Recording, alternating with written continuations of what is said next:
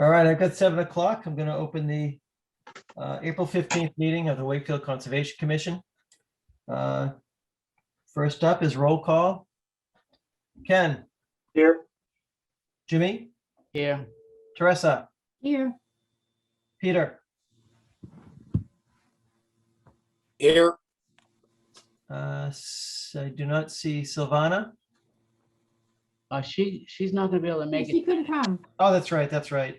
And I know Frank cannot make it either. Did I miss anybody? No, I get everybody. All right. So first item up is the approval of the minutes from April 15th. Any questions or comments?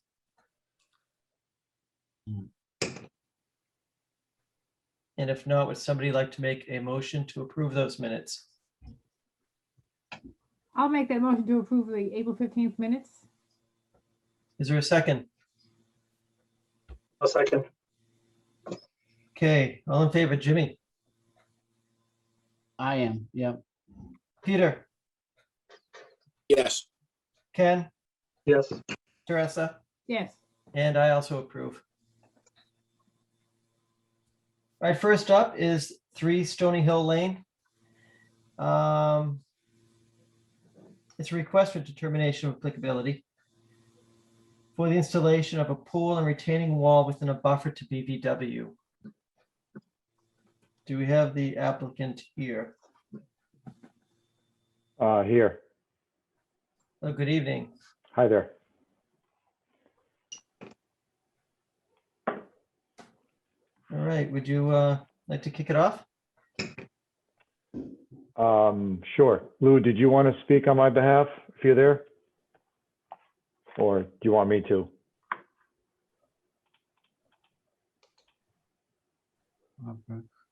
I do see a Lou and he's muted. Yep. I am asking him to unmute. Hi, can you hear me? Yes. Yes. Sorry, just did my son's baseball game, so just stepping away. So the homeowner's interested, as the RDA calls, interested in putting a pool in on the side yard. Realizing that very close to the BVW, the work would potentially include putting in a retaining wall. The base of the retaining wall would be approximately 10 feet from the closest point to the BVW. And then the pool itself would be an additional 6 or 7 feet away from the wall. Does a pool in a side yard require a variance? There are requirements. It will require variance from zoning because of the setback to the front. I think one of the things we're trying to do is balance out. We really felt that we didn't want to go any closer than 10 feet to the BVW. So that's going to force an additional variance on the distance of the offset from the front property line, which I think is 30 feet. Lou, for the record, what's your last name? Rabito, R-A-B-I-T-O. Thank you.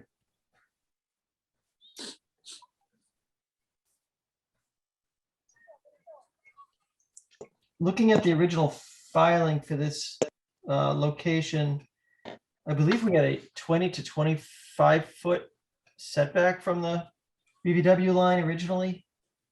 The closest point, I think, was 20 feet. So you're saying now you'd be 10 feet? Correct. The portion of the retaining wall is at its closest point. As the retaining wall moves closer to the right back corner of the foundation, it gets further away. And So it's somewhere in the range of 10 feet at its closest and about 16, 17 feet at its furthest point. I remember that whole side of the street does drop off in the back. Yes. somewhat significantly. Would there be grading involved on this side of the yard where the pool is intended to go? That's the purpose of the retaining wall. So the retaining wall would allow us to make that grade without having to, we just don't have the slope in there to put any sort of slope or stabilized slope. So we require the wall just to further reduce any impacts into the BVW. I have a question. Who did the delineation? It was done by a colleague of mine who's a wetland scientist. Because I really would like to get a second look on that line. I'd like someone else to take a look at it. Elaine, is she here? I'm here. Elaine, did you look at that line at all? No, as a matter of fact, I didn't. Well, I really think Not that. since we need went to- out there the first time. Yeah. Yeah, the flag should still be out there, so. Yeah. Because I think it could easily be, Yeah, they're out there. Right. And I did, so I ran it just by comparison to the BVWs that was flagged when the development came in. yeah, It was pretty close. It was within no more than a couple of feet off here and there, which you would expect after yeah. 7-8 years. Some areas it gave some areas it took some away. Yeah. Okay. I'd like to see that comparison as well. That would be interesting. Yeah, we can put that together. I mean, one thing you should consider is that we normally don't allow any work closer than 25 feet to a resource like that. And I mean, unfortunately, I think you'd be cutting down so much of the canopy that I do think it would be an alteration. And I don't know how you mitigate that kind of loss of canopy. Yeah, there is a portion in the back left of the parcel that could be used to put in some upland seed mix or some sort of Well, I don't think additional plantings. Yeah, From what we could see, that some of the shrubs that were there were actually transplanted at one point from the front of the yard. So they're not original to, and there's not much growth there. well, there's two clumps there's at least, I don't have the plan in front of me. Yeah. Does anyone have the plan that we can put up on the screen? Because you haven't identified any of the 3 locations on your plan. Yep, I'm looking for it, Jimmy.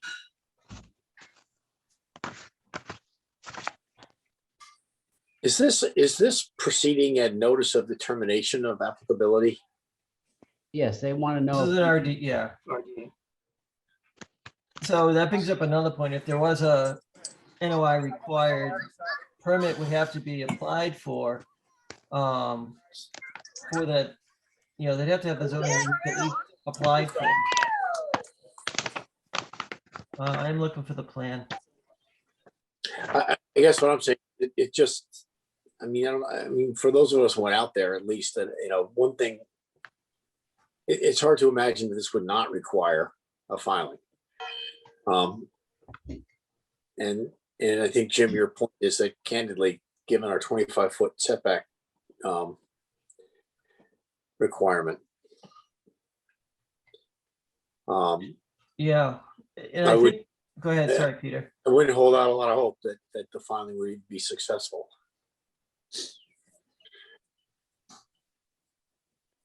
Is Jimmy, the what plan- 25, Sorry. is the 25-foot setback a requirement from the town, or is it any rule or regulation that I'm not aware of? It's a requirement that we impose. We have found that it's a reasonable amount for Wakefield, at least. To protect, Yeah, I mean, he would never, I mean, just the amount of yard he has, that would be considered, a good percentage of his property is BVW. Well, I know that, but that was there before the house. That's Right. where the land was. Right. And we didn't put the house there.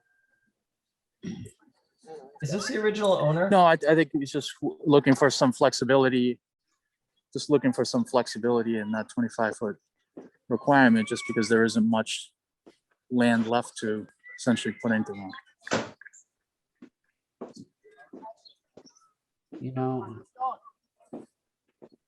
I don't know what to say about that.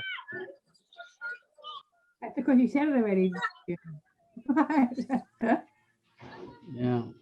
Jimmy, which plan do you have? Do you have the original filing there? I don't have the file at all. Yeah, I I did have- see, I saw the I have it. original file. And you guys give me the accessibility to share the screen, I can share my screen. Yeah, you have that ability. Sure, go ahead, please. Okay. It says host disabled, screen sharing. Um, Oh, yeah, hang on.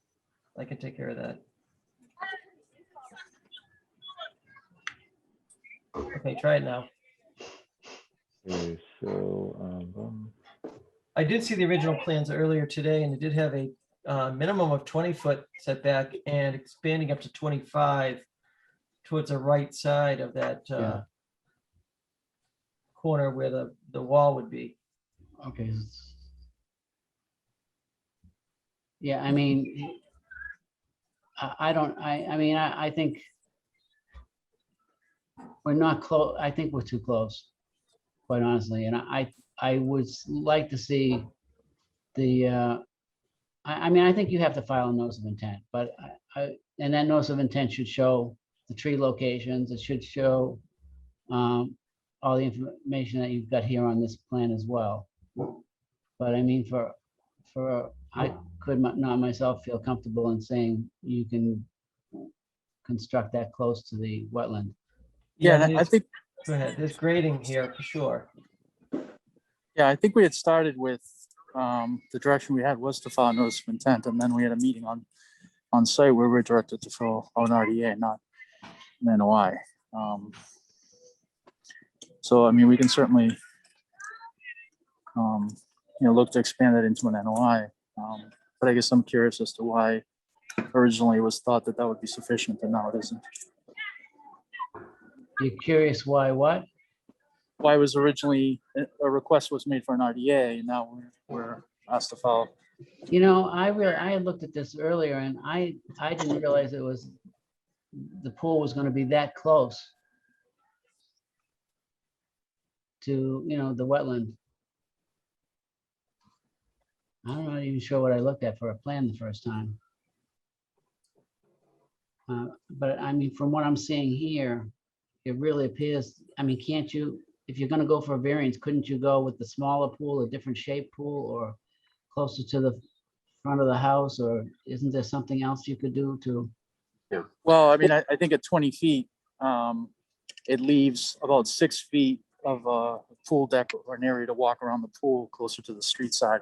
Yeah, So maybe we can seal a couple feet, but we're not going to get much more than, even narrowing the pool down, probably yeah, 10, 12, 13 feet max to be able to have a usable deck around the pool. yeah. I mean, more important to me is the canopy, because I think that everything is so bunched in there between the canopy and the edge of the wetland that I think the canopy loss in this case here is going to be substantial. It's not this, they're so close. When you take out those trees, you're taking away all the canopy from the stream, from the BBW rather. Yeah, I'd have to check to see where the trees are located with respect to the Yeah. to the location of the base of the wall, and then how much offset there is to the root to Yeah. the. I mean, that's a good sized pool. 15 by 30 is not a little pool.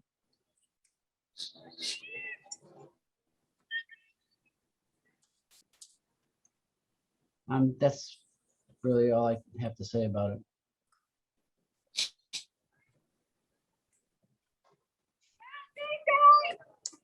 So I guess the question is, we can go ahead and prepare or file an NOI.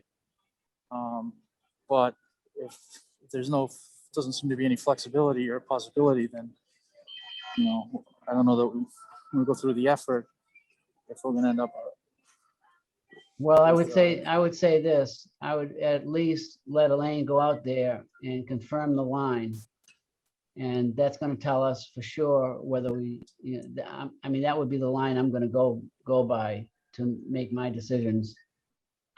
So I think it'd be helpful to get that put in there. We could have her go out there right away and check that out. And I mean, if the line was further away, it'd be it was closer to the BBW, or if the BBW was further downhill, it would be in your benefit. But if it goes the other way, of course, it wouldn't be helpful either.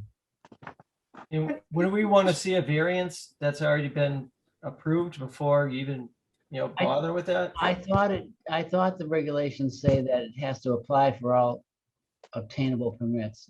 Right. I didn't think it said you had to have it. No, you don't have to, but wouldn't, as an owner of the property, know that you've got the variance in hand before proceeding any further?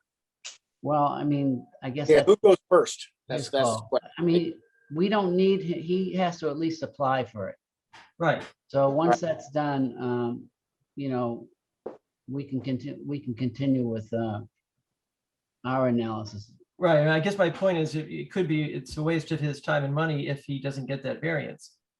It could be, but that would, we're not given the variance. That's not really what we do. understand. What about covenants and in that neighborhood? Are there covenants requiring, pools to be in the back or anything? Could be another, stumbling block. Oh, you think there might be but that's not a Subject- permit. Like a It's not our subdivision. concern, but it's just something else a homeowner should be looking into or concerned with. Yeah, the homeowner is aware of that, and I think, quite honestly, I think the issue that I think we thought needed to be addressed first is this issue with the BBW.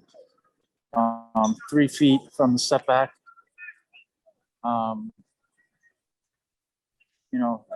think in my opinion, it seems more, it's a little more defensible and I think the issue is just trying to get this wetland line resolved. Well, I'm sensitive to your point about not wanting to go through the time and expense of filing an notice of intent. Given that you haven't heard anything very optimistic in this meeting. Well, can I just suggest something though? I mean, I guess you could make it better by doing some of the things that we suggested. But I guess if you're gonna stick with Guys, I gotta go coach at first. this location, Guys know the order? Yes, we do. I mean, you see how it, well, like, how we feel about that. You could do something to improve the plan. How's that? You don't have to, but again, Well, I think the point was that any improvements are only going to make a negligible difference. That's I guess what I had heard. well, depending on what he wants to do, Peter. Yeah, I mean, if you're gonna hold fast at the 25 feet, there's just no way. It's gonna be a lot, it's gonna be, pool's gonna be 6 to 8 feet wide. If there's some ability to move into that 25-foot space and try to get as far away from that 10-foot, somewhere closer to 25, or then it's worth investigating. But I guess, the homeowner probably just needs some assurance that there's some likelihood of success, rather than just wasting his time and funds to do something that ultimately the response is going to be, well, you didn't hit the 25 feet. I think the actual setback was actually between 20 and 25. It varied in the back on the original plan. I don't have that available. Well, that would be helpful, because if we use 20-foot before, then I would say it'd be consistent to use 20-foot here. Yeah, I think the tightest point was 20, and on the far right-hand corner where it says 10 foot 11, I think it went up to about 25 in that general area. Or close to the property line, it was 25 maybe.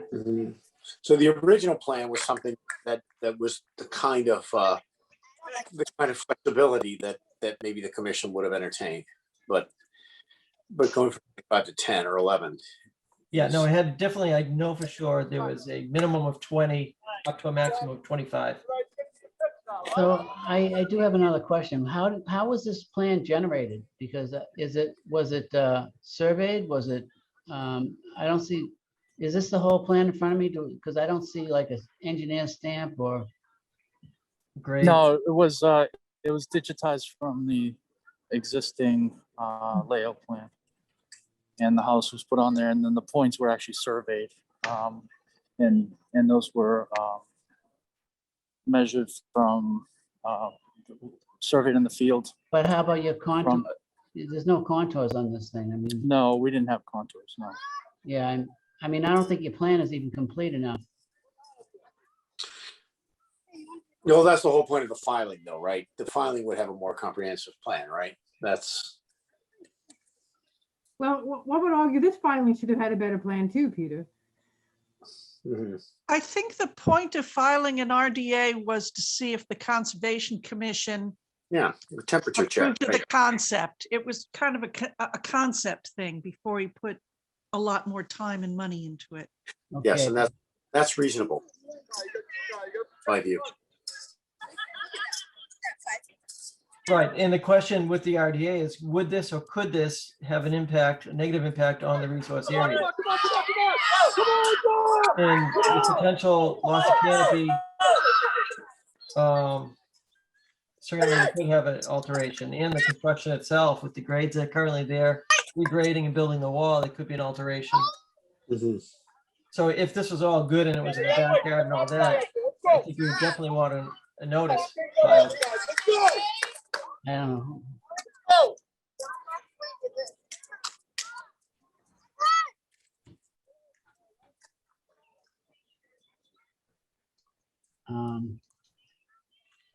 All right, well, here we are. I think there's a few things to check out that would be helpful. I mean, it's obvious that this would have to have a filing. Whether it's gonna be successful or not, I'm not sure.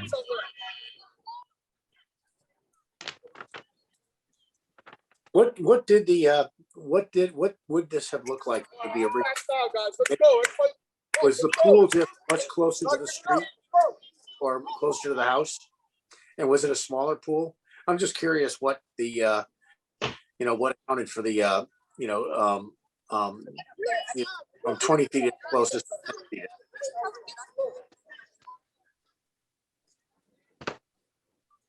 I'm sorry, you broke up. Can you just repeat the question again? Yeah, my question was, looking at this picture, what would the location of the pool and the shape of the pool, the size of the pool, what did it look like under the original thing, which gave a 20-foot at its closest distance from the from the retaining wall to the BVW?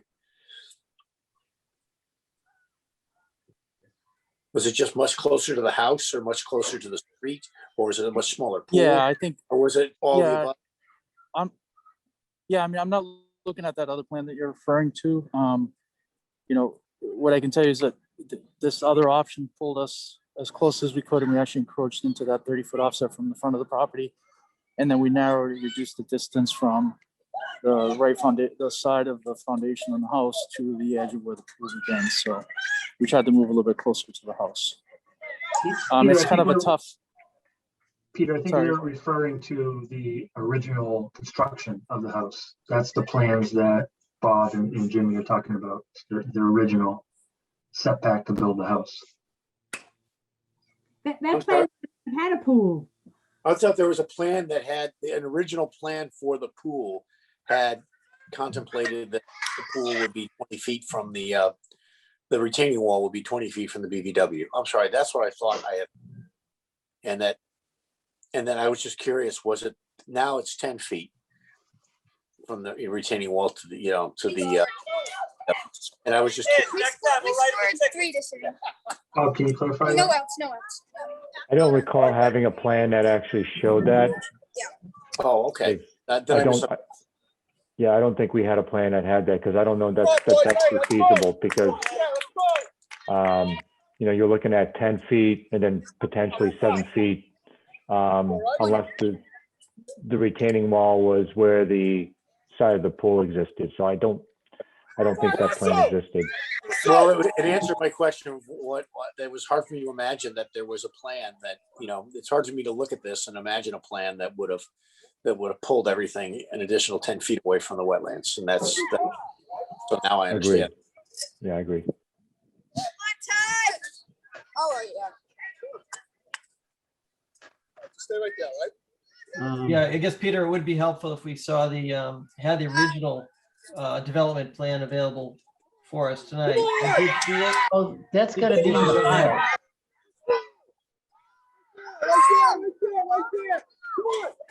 What do we mute the phone that's at the thing just for until Lou needs to talk? Because then I think we can hear each other. I think that is Lou's phone. I know. So Lou, can you mute your phone and then when it's time to talk, you unmute? There we go. I just muted Lou. Oh, good. Um, Now, So yeah, Peter, I did see the original plans earlier today.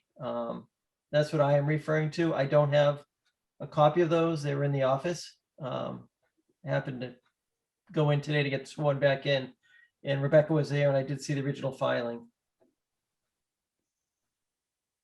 and that did have a pool that. No, it no, did- no, there was no pool, no. Oh, I see. Okay, I'm sorry. That I understand now. Now I No, understand. and what I recall seeing was something like a 20 to 25 foot setback on the backside, depending on where you took the point from. For the retaining wall, between the retaining wall and the wetland, right? Yeah, All right. So again, just to keep this moving, so it's a sense that we would like to keep it at 20 feet. Is that correct? yeah, that would be ideal. I think to summarize that, yeah, I think we're all saying as a group that showing some flexibility is the kind of thing. Going from 25 to 20 is the kind of flexibility we might. Right. Going from 25 feet to 10, I would not be optimistic that would be flexibility. That's just and then there's the additional question about even at this 10 feet, that assumes that, there's a further assumption embedded in that the BVW line is, as shown here, is agreeable to the commission. And Jim had suggested that's something we wanted to, that's not a given either.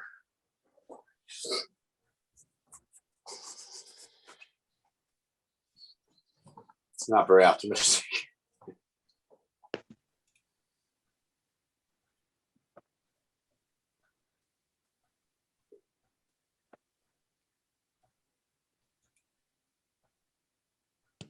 Well, Can someone pull up an aerial to see what the street view is, so you can get an idea of the canopy? Yeah, I actually do have that.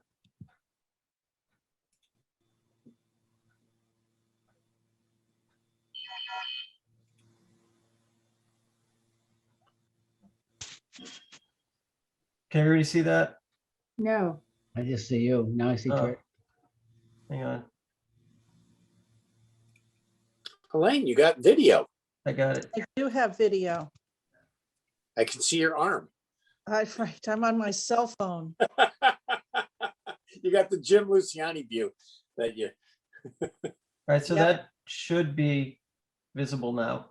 Yes, we can see. Okay. So that canopy was going all the way up to the, oh my goodness, all the way up to the house. Yeah, And I think that's a that lot of the, canopy. Yeah. and I think that the pool would be, the pool itself, forget about the, would be completely within the canopy for, putting aside the retaining wall would be further still. And it looks like trees would have to come There have down. been a lot of trees cut down. I want to ask this. Have there been a lot of trees that have been cut down? Because I did not see the, or maybe it's just the time of year, but it looks to me like the canopy came a lot closer to the house in that picture than it did when in the sidewalk. It could be the angle. I didn't see any stumps. I think it's a everything's combination fully- of the angle, and during the summertime, there's a bunch of sumac trees that just basically dangle over. Yeah, And okay. so, That's reasonable. Okay. No, understood. Yeah, that kind of looks like what we saw.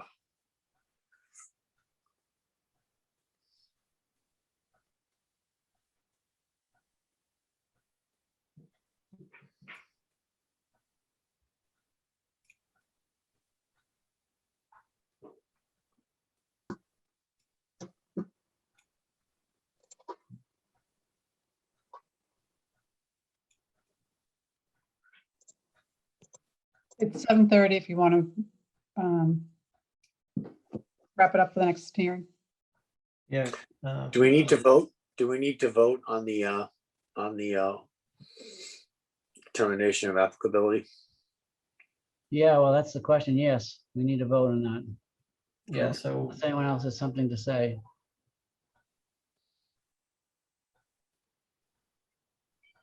So would somebody like to make a motion? That's a positive. Determination of applicability?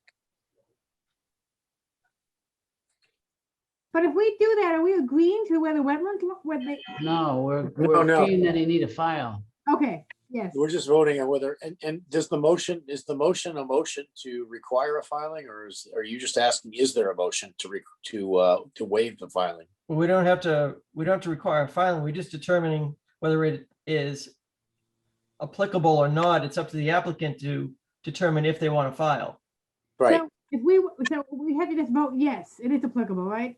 Bob? Yes, if the applicant then wanted to move forward with us, they would need to file. Do I vote yes?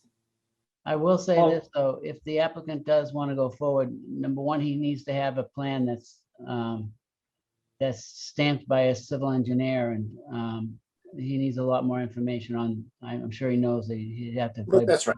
I think that's understood.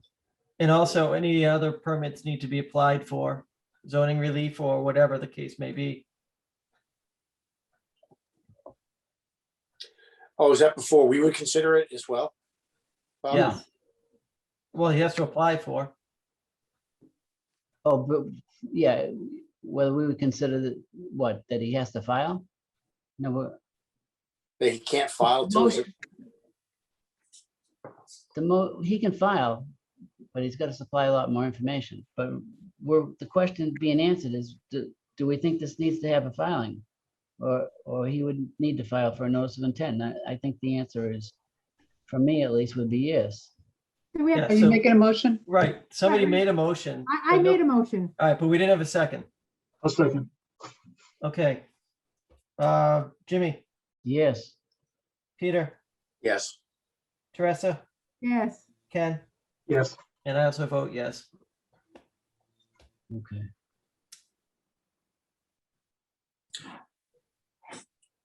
So that means no action will be taken until a filing is made. That is sort of the upshot of that vote, right, Bob? Yes. Okay. And again, we would be looking for a lot more information if it comes to that point.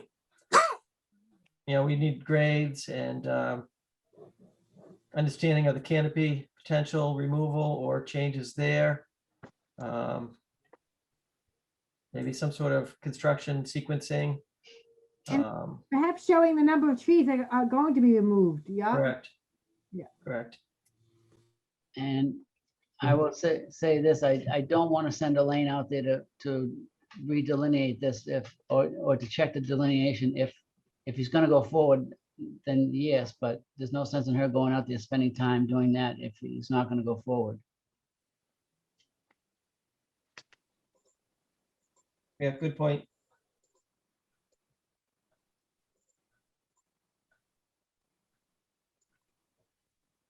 But can't we wait till he does the filing again? Or, I mean, Yeah. That's certainly reasonable. If there's a If she- filing. If we she could have says the Elaine go line and is, check. she says the line is 5 feet back, then it actually demonstrates, then doesn't that change my ability to update the plan? Yes, it does. Could go either direction. Right. But I mean, you just said that you think it's within 2 feet. hmm So I mean, it's almost a formality. It would be-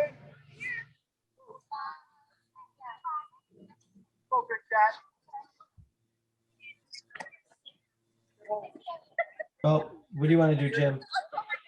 What? What do you want to do then with that?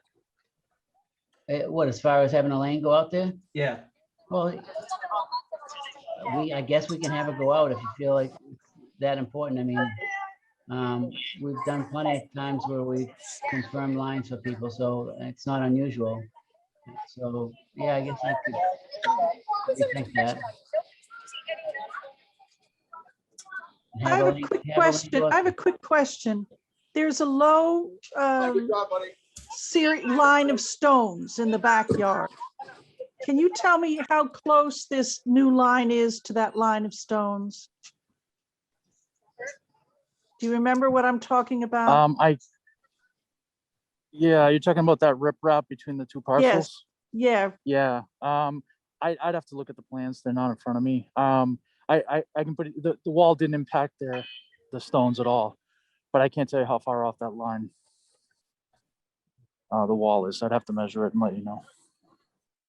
all right.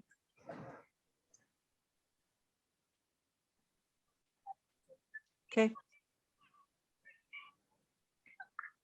All right, so do we want Elaine to make arrangements to go out there and check?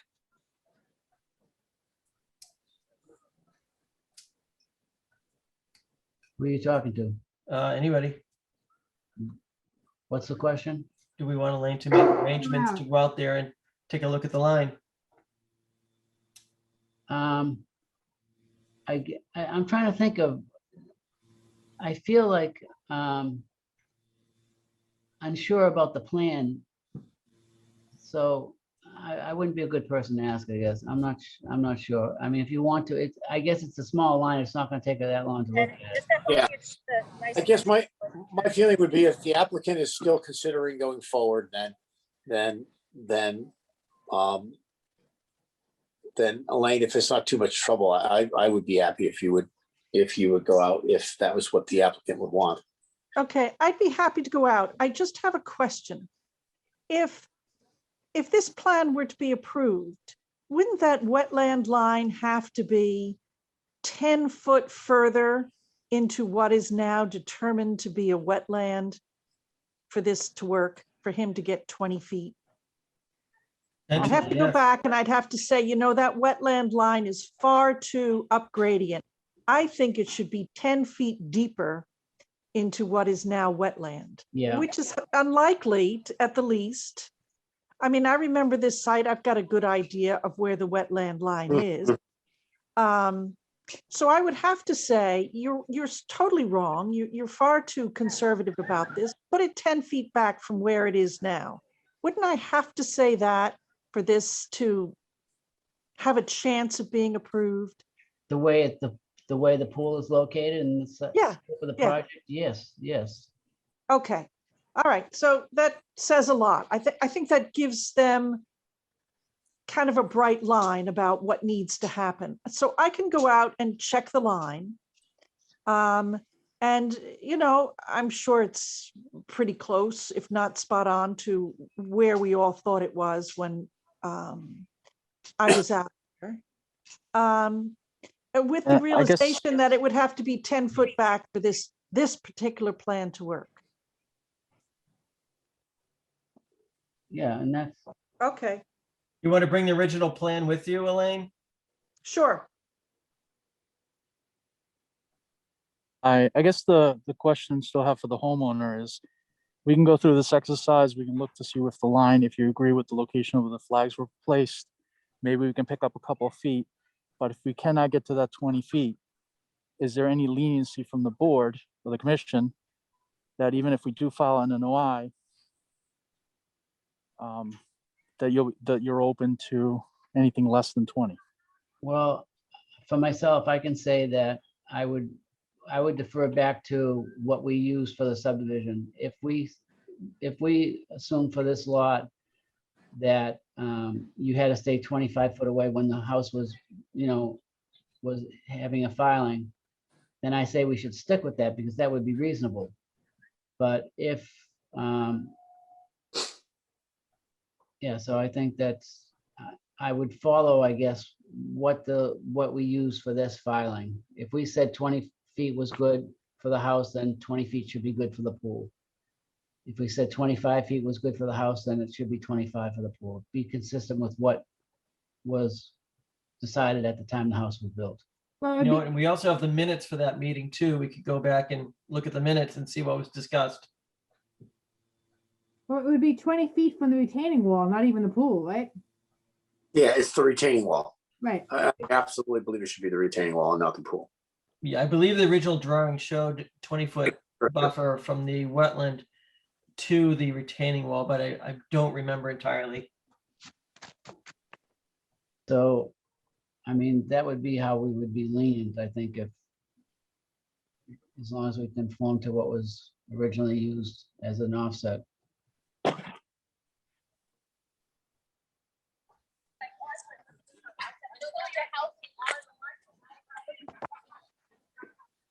All right, so Elaine, you'll make arrangements with the applicant to make a visit? Yes, yes, I could, I have some site visits I have to do tomorrow. I could swing by and look at the plans. And then if there are any further questions, I could call him. But if it's flagged, I could probably just go out and look at it, and if I have no problem with it, I wouldn't have to have anybody else there with me. I could just walk around into the backyard, take a look at the flags and see if I have any issues with them. Would that be all right? Lou?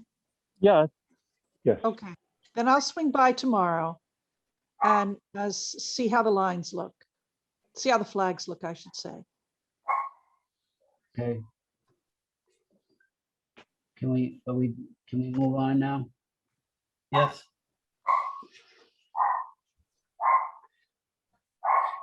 Okay, so, all right, so we will move to the next item on the agenda, which is DEP file 313602, which is 237 Water Street.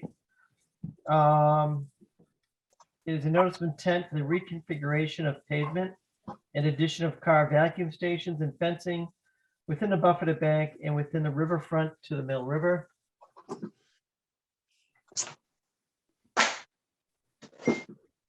Oh, what do we got there? I think we've got John Ogren for that.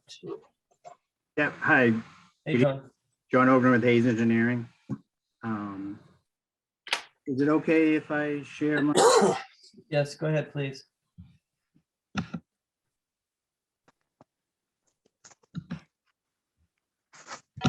Good evening, everyone. We're the soon to be owners of the property as well. I just wanted to address myself that we're on the line and watching. If you have any questions.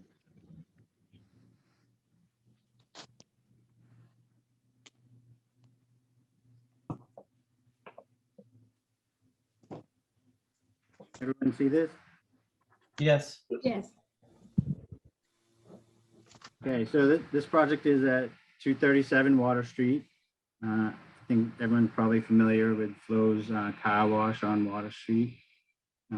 There's an existing car wash there, there's existing pavement for parking, there's some vacuum areas, there's a water quality swale that runs along the rear of the property. As far as resources on the site, obviously there's the Mill River, so we have riverfront area.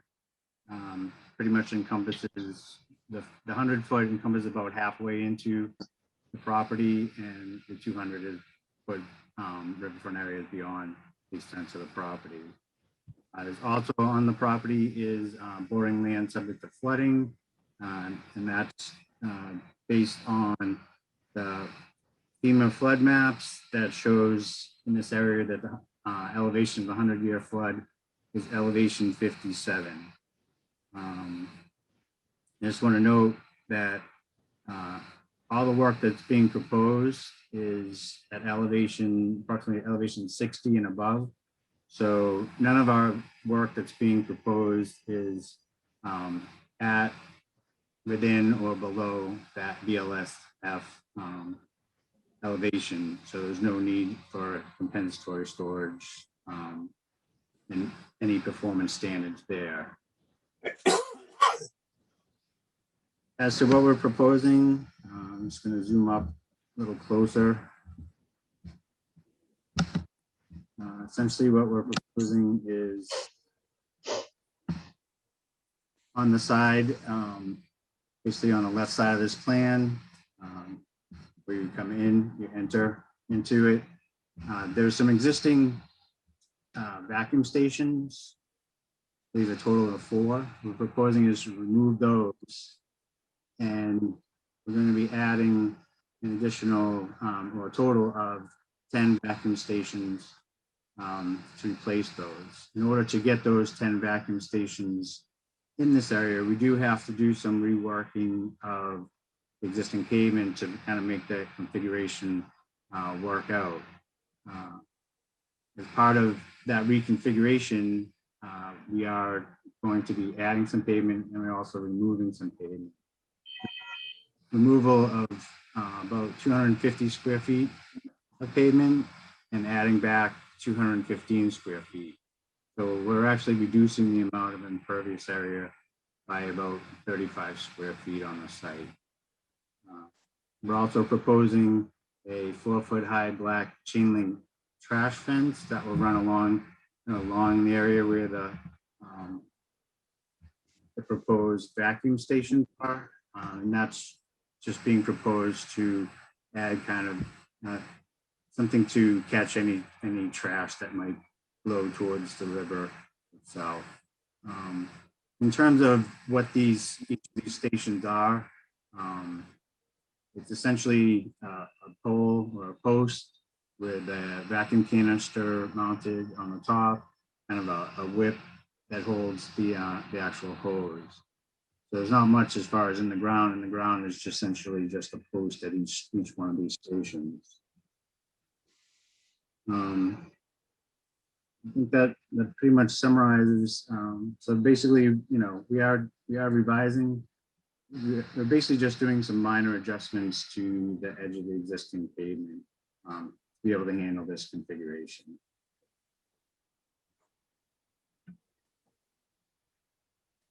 Okay. Why so many additional vacuum stations?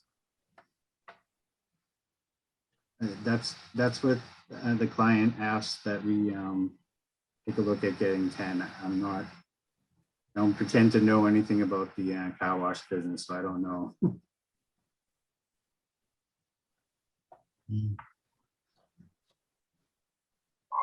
So, couple things, I guess. The arborvitae line, the original order had those arborvitaes not at the top of the bank, Yeah.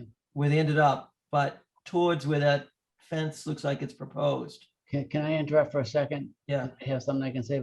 I think my remember, and John can maybe tell me if this is true. I thought they had asked, there was an erosion control problem down low, so they wanted to put riprap, and which I think we allowed them to do.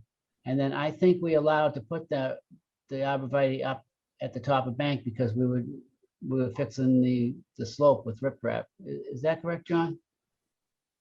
Yeah, essentially, I you know, as far as I remember, it was a while ago, but I believe it was obviously to create kind of a, you know, a visual and physical buffer from the activity to the river. And there was an issue with erosion, especially up near Water Street, where some riprap had been put in, and that was done strictly just to, you know, prevent the erosion from continuing on. And you know, if you go by and take a look at that bank, it's stable. Yeah.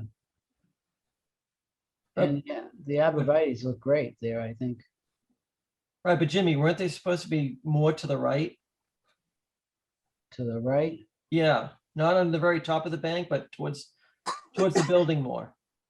They were supposed to be like 5 or 10 feet closer to the building, I thought. I don't know, Bob. I don't know. I'd have to look back at the plan. But I mean, I guess, you know, moving forward, you know, there was a certificate of compliance was issued for the previous work. So I guess from that standpoint, this is kind of what the site looks like now, and Right. we're just looking to adjust some pavement, basically. Okay. John, I do have one question. In the area where you're adding pavement, why couldn't we change that location and put it down towards the other one that's by itself so that we're not doing work so close to the river, to the bank? But we're trying to maintain, we do have a special permit for the site and required to have a certain number of parking spaces. So we're trying to maintain those number of parking spaces. Okay, so even though it's a vacuum station, it's not considered a parking space? That one would not be, no. You know, that it's a good question. whether it be interpreted that, I guess you could argue that all of those are parking spaces. What is the requirement for the number of parking spaces for this location? Again, I'd have to go look back. I think we actually got relief for the number of parking spaces. This is off the top of my head, but I think it was around 22 parking spaces were required. And I'm curious, why is, I know there's an office structure above the car wash bays, but why is that? I think because there's no classification as far as parking and a car wash. So this would fall under essentially retail space. And I believe that requirement was one per either 200 square feet or 250 square feet. So that's why it ended up being such a lot, a large number. Obviously, being used as a car wash, it's, that's probably way in excess of what's really needed for, realistically parking. Right, it seems that way. It would be helpful though to know what the special permit requirement is. To know, I mean, again, I know you said you thought it was, you needed all of those, but you don't sound certain. That what? I'm sorry. I said it'd be helpful to know what that special permit requirement was for the number of spaces. Yeah, I mean, I didn't, in preparing for this, I didn't go back and look at the special permit that was issued back in 2001. I can certainly go back and revisit that. Yeah, it just does seem very excessive for this space. Also, there's been parking in the stormwater management basin. Pulled up Google Maps and there's actually a white truck parked in the basin. And there are ruts and tire tracks and clear traffic that's going into the basin, across the swale and into the basin now. And I'm not sure why that would be with all those parking spots that are there. Bob, do you know, may I ask, would those kind of heavy weights driving over the basin tend to damage or reduce the effectiveness? In other words, by compacting the stones, would that reduce the effectiveness of the? I guess what I'm asking is it possible that the design benefits are not being achieved because because of that use? I mean, it's possible if it's creating ruts and things of that nature, you're looking at, what, about a foot depression and elevation from the edge, 1.5 to a foot at the deepest point. But yeah, if you go to Google Maps, it looks like there's a white truck parked right inside the basin or right on the, incline of the basin and in the swale. Well, I would just like to know, just so for that kind of structure, whether that's the kind of thing that the whole purpose of it is to have big gaps so that water can accumulate and percolate through them that are degraded when you compact it. Yeah, it's certainly not designed to be a parking lot or spot. There would have to be some sort of barrier or something to prevent that from occurring. Well, I just want to know if the feature is doing what it's supposed to be doing. That's really my question. Yeah, I don't know if the swale has been has been changed or damaged, or if the basin has been changed enough or damaged. I mean, these are designed to do a specific job. You're right, that it was not designed to accommodate parking of heavy vehicles, and that might have reduced its effectiveness. Yeah, I think we'd want to definitely see if all these spots are still needed or required, and check that basin, make sure it's in good shape, and also create some sort of barrier to prevent the continued use of that swale and basin for vehicles. Yeah, consistent with the need to maintain it, you know, that's sort of Right. a, so that's a little bit, yeah, I know, I was thinking the same thing. It's sort of a, you want to keep trucks out of there, but you need to have access for maintenance. Perhaps. Although I don't know if it does, it requires maintenance. I just don't know. Well, you know, he's fencing it off, so I don't even know how you get access to it. Yeah, Well, but not no. all the way, Jimmy. He's No. fencing it off to that proposed, that where the arrow is for the proposed 10 station, the last one, I think. Right, it's not by the swale, Yeah, right? but the water quality swale is being enclosed with the. No, the No, arrow. so stops at the end of that red line, Jim, on the, Yeah, I so know, but that's. you look at the that first space, only you look at access that first parking space, Jim, and the second parking space that would remain parking spaces, those drive right onto the swale. And that's where the I know, but what I'm saying is that, oh, the plan's gone. I'm taking some, hang on. Here we go. Let me see. What I was saying was that the way it's configured in that area, he goes around access to the water quality swale and with the chain link fence. So how do you get in there if you have to? Does the fence go so that you can't, does that, It John, was the does- red line with the is the fence designed to preclude, would it preclude access, a truck like that from parking exactly where it's parked? I mean, that wasn't our intention, but we could certainly take Would that. would it go, for example, all the way to the hedge? Yeah, we could extend it, you know, all the way kind of to basically the third space in. Okay. Still access it, you know, come around the fence and get to it if you needed to. I don't know how you can fit around it. The way you're showing it, it looks like you couldn't get a car around it. That's why I was questioning it. Where's the map that he had? The plan? I took over for a second. I just wanted to show you that there's a vehicle parked in the swale or the stormwater area. There's actually vehicles over here parked, it looks like, on the grass or dirt area also.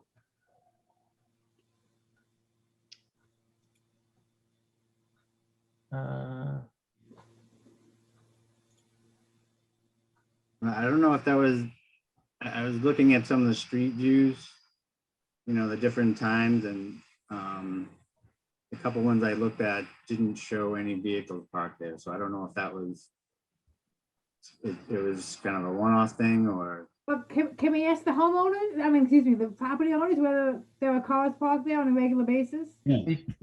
Yes, we're on the line, Teresa. I know. Can you hear us? Yes, thank you. We appreciate it. We didn't want to interrupt, but we are going to be the soon to be new owners. So we definitely can help provide some answers for you. Hi. Hello. Hi, how are you? We're good. My We can name hear is you. Honey. We're the new owners. Glad to meet you all. I was listening in on the conversation. We have full intent not to allow any cars to park in the swale or into the basin.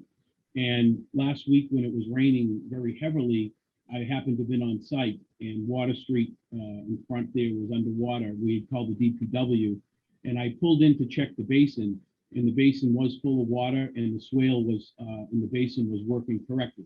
However, it does need some stone and it does need to be, the grass needs to be cut and it does need some fresh stone to build it up a little bit and to clean it up, which we have full Okay. intention of doing. Okay, but you're talking about the water quality swale.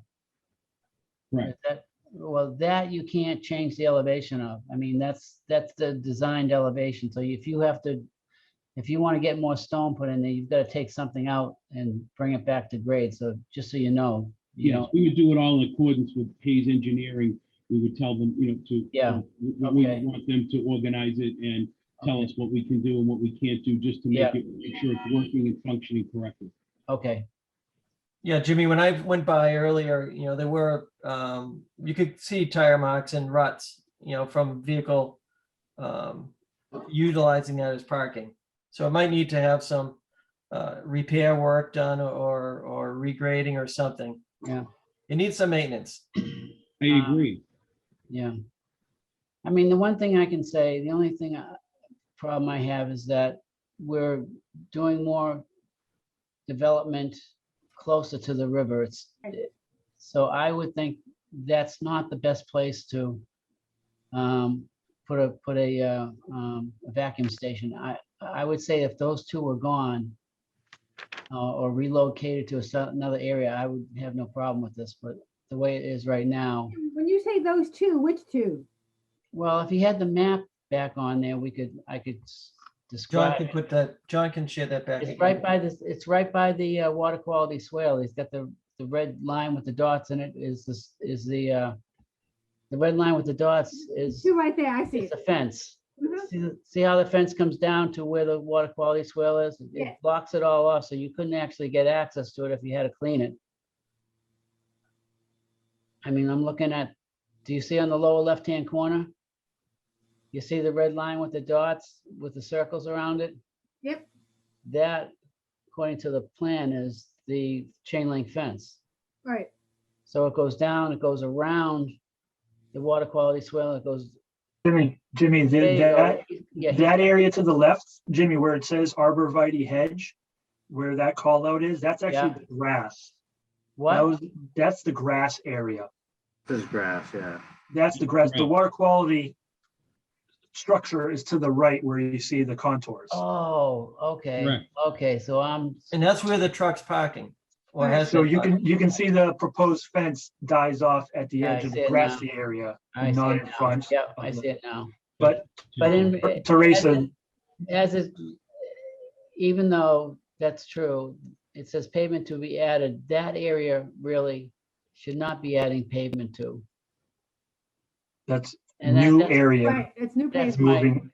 that's my most important point, is that that should not be there.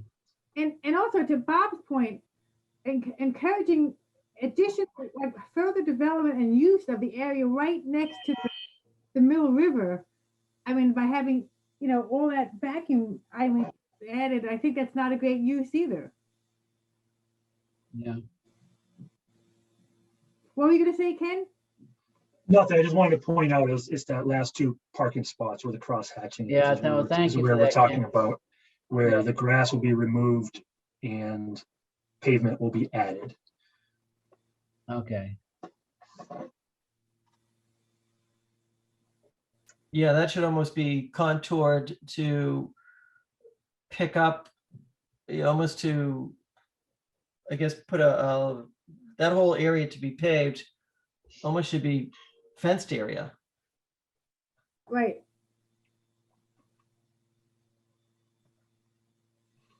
Uh, The fence should be moved over, right. And I'm not sure about the 14 or 13 parking spots, if that's needed. It's almost like this is a chance to get back a little bit of more protection. There's gonna be more islands there, there's gonna be more trash. Even though there's a 4-foot fence, trash is gonna be blowing around. With more vacuum islands, people will be cleaning out their vehicles.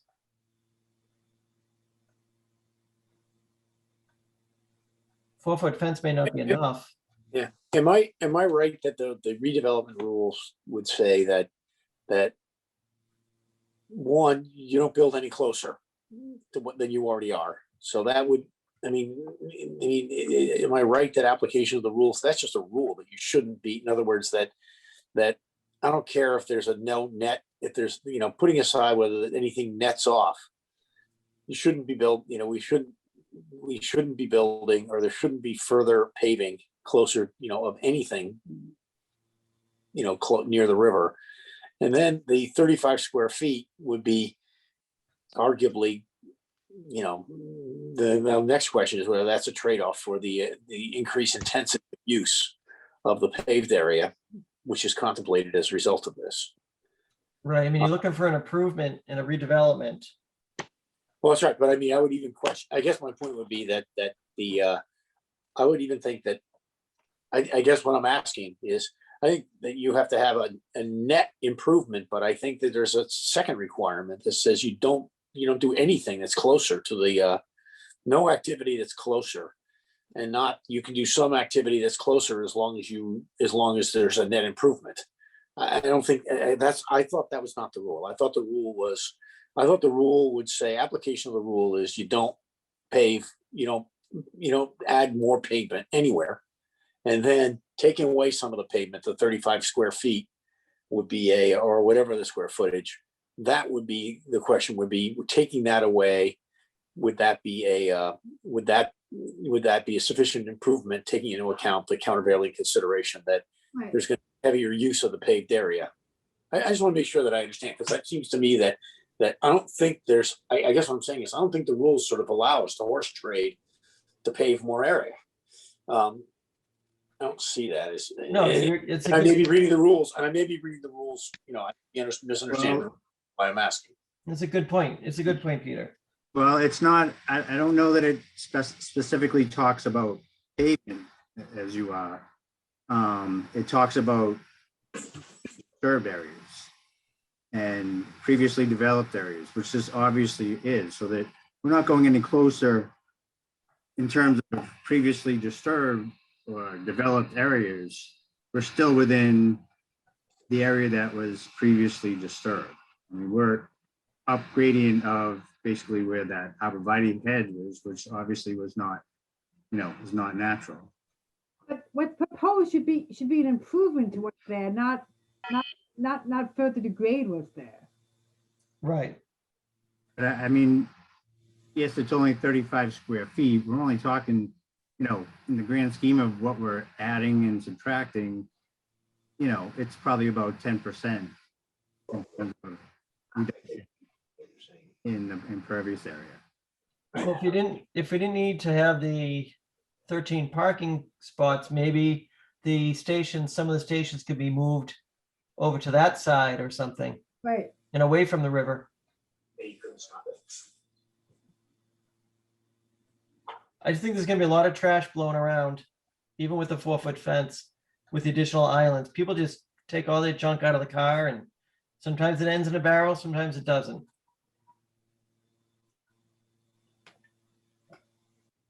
It's like there could be a worse place to put it. I mean, it's so. There are barrels at each station. Each vacuum station, there's a barrel.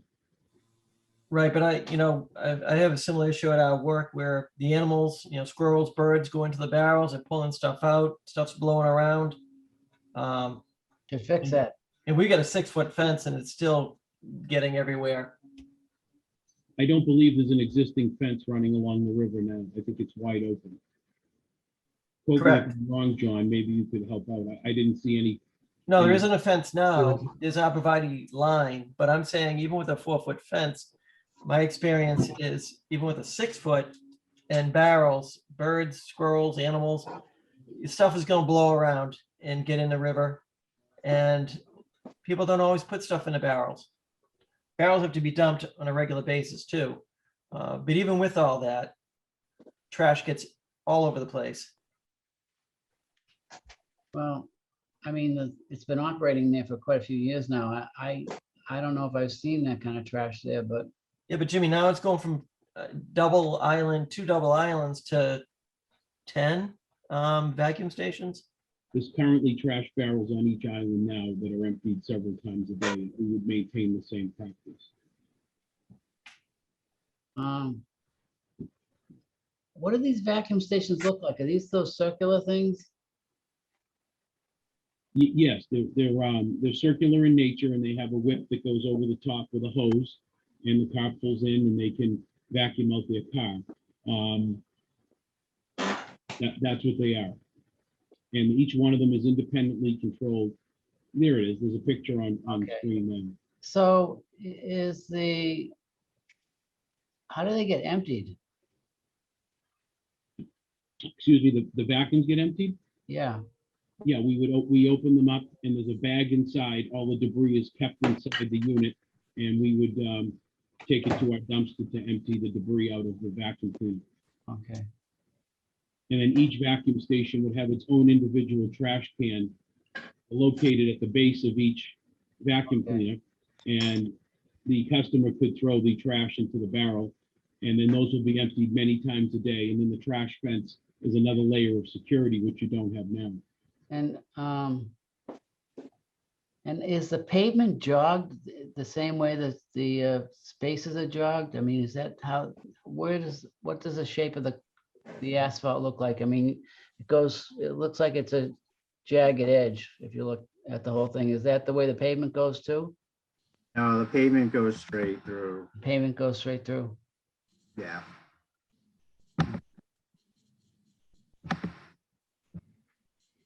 How do you get power to them? There's currently power to the existing vacuum cleaners that are there. We would just be tapping off that power and running it to each station. Mhm. That's strictly most of the install is the vacuum cleaner itself and the power to it, and the trash cans per station.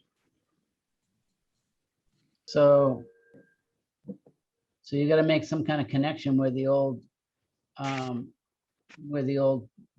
vacuum station is and carry that over to the new vacuum location and run some cable across down that whole string of vacuums, something like that. Each one is independently powered correctly. Yes, each one is independently powered. So I guess what I'm getting at, do you anticipate taking out any asphalt and digging trenches and stuff like that? I could talk with the electrical contractor. I believe he would run the conduit underground to each station, or I'm not sure if they would be linked. The conduit would be on each vacuum going from vacuum to vacuum. Yeah. Like a continuous. Okay, because that would mean you either have 10 trenches running to the vacuums, or you have maybe a couple of supplies running to a chain of vacuums. That's what he explained to me, sir, it was not to have 10 trenches. It was going to be bring power from the existing vacuums that are there over to where those units are going to be. And then he would just run one continuous conduit trench to each vacuum cleaner and then plug them in. They're all independent. They all work independent of each other. They all capture all the debris is kept inside the cylinder, inside a locked canister. And we would empty those canisters multiple times a day into our dumpster with a trash can below each canister for the customer to throw the trash into the barrels, which we would empty multiple times a day as well. And then we have the trash fence as a backup, which we would maintain that fence line on an ongoing basis every day to keep the trash out of the river. And does that trash go down to where your dumpsters are on the concrete slab? On the opposite side of the building? Right. Yes, that's where the dumpster is. That's correct. We would wheel the trash over in a unit, and a sealed unit, and then we would dump it into the dumpster. Yes. So isn't there an area down there that you are parking cars as well? I'm not the current owner, sir, so I don't know what the present owner is doing, but we would not park, when we close on the property, we would not be parking cars in the retention area or in the swale. I'm willing to put a fence along there to block that if that's something that the board would entertain. We're also willing to, the dumpster is enclosed in an enclosure, so nothing blows around. That is currently the case there now, and the dumpster currently has lids on it, so the trash cannot exit the dumpster and move around and go around. We would maintain a closed dumpster as well. Okay. And there is currently a fence between the ball field, I believe. Yeah, I see that on the plan here, 6-foot vinyl fence. There is one there running that way, yes, but there is not one along the river, which I was surprised. Well, it goes parallel to the water quality swale, right? That's about the best I think you could do. I'd be willing to put a trash fence along that whole entire river at my cost, whatever you wanted and whatever you wanted to approve. We would certainly accommodate that request to stop trash from blowing into the river, and we would maintain that fence line multiple times a day. Okay. I had the same situation in Haverhill, where I added on to a building in Haverhill right up against the river in Lafayette Square, and conservation, we did a trash fence and we maintained that several times a day, and it worked out really well. Okay. They allowed us to build within a non-disturbed zone. What do you do in the winter? As far as? What, the trash barrels? Well, So they don't same get plowed process. in. Maybe I didn't clarify it well enough for you. Each trash can will be located at each station. They'll be emptied multiple times a day. Each trash can is not an open barrel. They have a Oh. closed lid on the top, and then you have Okay. to push the opening open and drop the trash inside the trash. Oh, okay, so this So isn't a me, big, again, I understand your concerns about trash blowing around.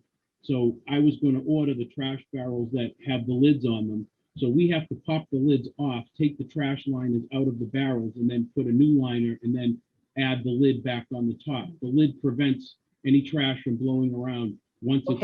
okay, but the barrel that you have, is it a barrel that's standing on the ground? Or is No, it- it's attached to the post. It's attached to the post? Correct, it's built in, it's part of the It's built- system when okay. it's delivered, yes, Okay. I get it. part of the system. Yep, so there it is right there with the clip holding the bottom of it. All right, the trash barrel is not depicted in that picture, I'm sorry to say. Oh, what's that? That that must canister be- is the vacuum cleaner itself, Oh, okay. and that's the suction. And we have to empty that unit on the bottom. That little blue area is where that gets opened up, and we emptied out all the trash. Now, directly below that is where the trash barrel clips onto that stanchion, and it's a Ah. covered trash barrel that is mounted right to that, so it can't move. The weather can't disturb the barrel, and it's Okay. physically attached to that post, which is nice. That way, it can't move around, and the customers can't move it around either.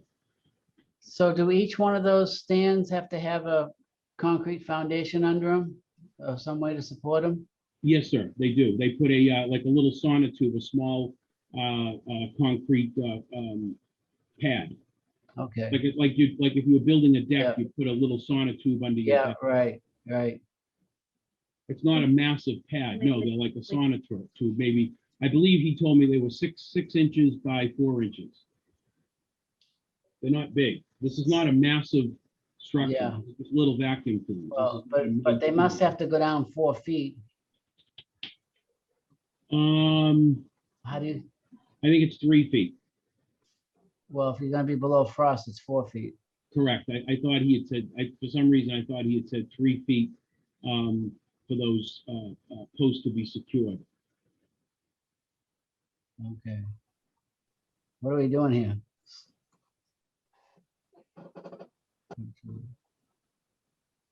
Okay, so I guess the gist of it is it's a little bit of construction going on here. Very little. Okay, I'm still, I guess I'm a little bit stuck on the work to be done in the area where you're gonna add 215 square feet. Is that the blue area where it says pavement? Yeah, the to be blue, added? Yes. the blue area. I mean, the edge of the water is right there. I mean, I don't think, I'd be happy to eliminate that vacuum station there if that would make you feel better and be more appropriate. We'd cut it down to 9. I'd take that one out if you want and leave it grassed however you want it finished off. I don't have a problem working with the board. well, I would consider that a real big plus. Yeah, no, I think that would be great idea. If that's something the board would consider, I have no problem eliminating one and taking that one that's of concern where it says pavement to be added, the blue area there, that last one there, I have no problem removing that, and then whatever landscaping you want put back there, I'd be happy to do it. Okay. Yeah, I would run the fence right on that same blue contour line. I think the trash fence is a huge addition to protect the river where you don't have it now. I agree. John, any idea how many square feet that is? Right? Oh, it says 215, sorry. Oh, no, the two areas combined to 215. And the only other thing I have to say is it looks like that you're gonna be doing some trench work right parallel to the river to make this all happen with the state, with the vacuum stations and the power and the stuff like that to it. So I would, if we had more information about how you're gonna do that, I mean, you're gonna get in probably a mini excavator and trench it, or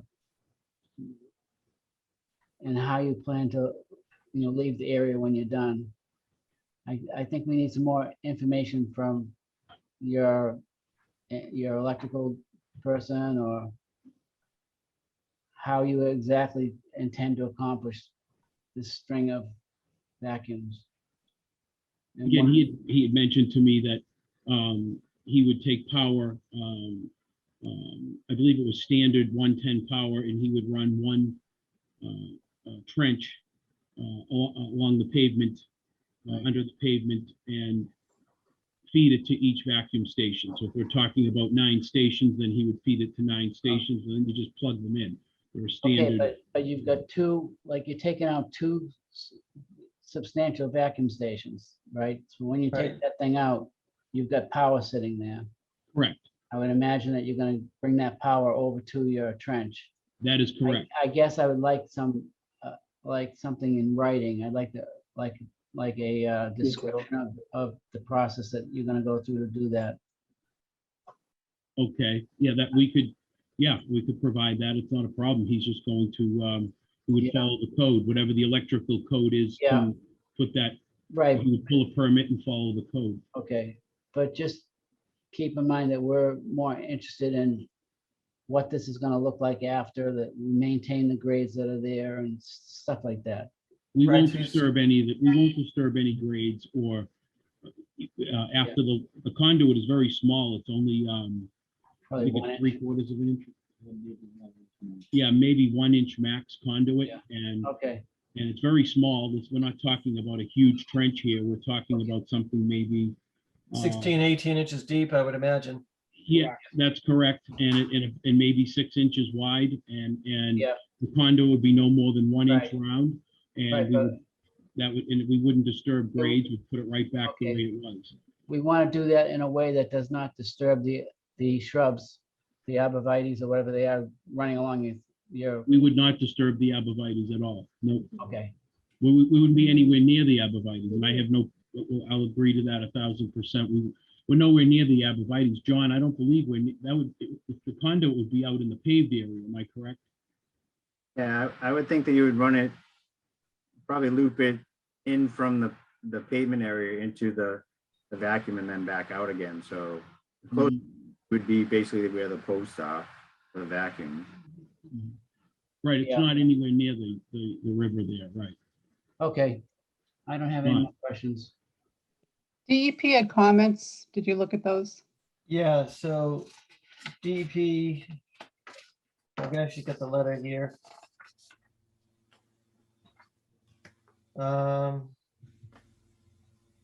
As currently proposed, it is unclear if performance standards are met for riverfront, floodplain, and stormwater.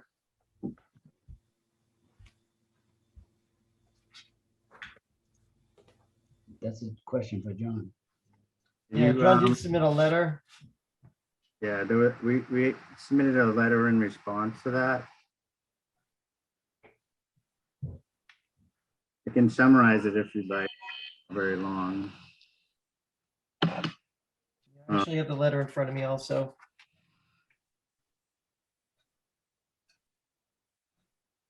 You can go ahead and summarize if you want, John. Yeah, it's basically, in terms of the floodplain, probably that's the easiest to deal with. As I stated, and it shows on the plan, there's a note on the plan, elevation 57, we're not doing any work within, below, or at that elevation 57. Everything is above, basically elevation 60 and above. So I don't believe that would apply at all. In terms of the riverfront and the stormwater, we believe this would be considered a redevelopment within previously developed riverfront areas. And based on that, the requirements are to basically, as we just discussed tonight, is that to make an improvement in that area. And we felt that reducing the amount of impervious area went to that in terms of improving that riverfront area. Where is the elevation that's 57 or thereabouts on the property? I'm not seeing it. It's actually down below the bank. Okay. See where it says top of bank? It's actually below that. Right Okay. along the edge of the pavement, where we're proposing to work is basically elevation 60. You can see elevation 60 through here. It's like elevation 61 up at the, the building itself. Even the water quality swale, that gets down to 58.3. So that's Right. above, that elevation 57.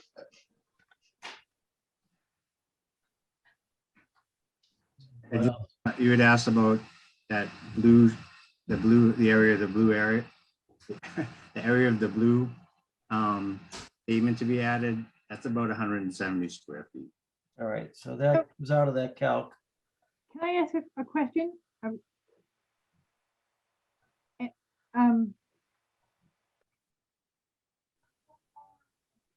Sorry, so my question is, again, the DEP talked about the stormwater standards, and again, I don't know whether or not anything changes in terms of that in connection with what you're proposing.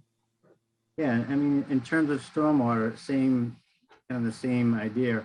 It's a redevelopment, and especially in the stormwater guidelines, it specifically states that one thing that qualifies it as a redevelopment is a reduction in impervious area. Which you will be doing. You'll be reducing it by probably a total of 400 square feet, maybe. No, it was 100, and what did you say, John, 175 feet in that blue area? 178. Yeah, but 178. then he's taking out 200 feet Right. down the other end, so that's 425. Is that right? Is my math wrong? I don't know. It's in that range.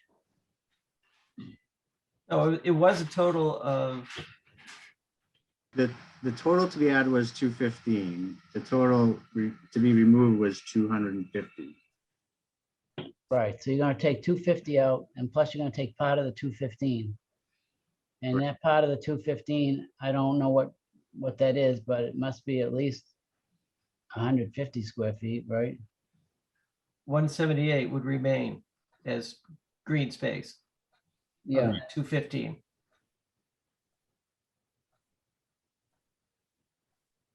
Yeah. So the other question I had is, when the 178, John, you just told us about, is gonna, does that include not paving and the buyer, I'm sorry, I forgot your name, sir. My name's Lenny. Lenny, you agree that not to have, not to put in this vacuum spot right there, and not to pave that area. But what about the one next to it? That shows pavement right there too. Are you agreeing not to pave that area, or are you paving that area? Is that part of what you're, again, not paving? No, that's a good question. I mean, That's a good question. stands right now, I would say, we'd have to take a look at the potential of sliding that back, or, there may be a need to add some additional pavement in that area. So we may not get that full, 160 square feet back. Well, yeah, and maybe you could just pave a little tiny bit. I don't know. It's something. So May I make a proposal to the board regarding that, if that's possible? Sure. I agree with what she's saying. I see that would be, if we were counting down the spaces, it would be number 1, 2, 3, 4, 5, 6, 7, 8. I think she's referring to space number 8. Is that correct? Yeah, it's the, From the top, it would be number 8. Yeah. Where the existing island is. right yeah, now. Yeah.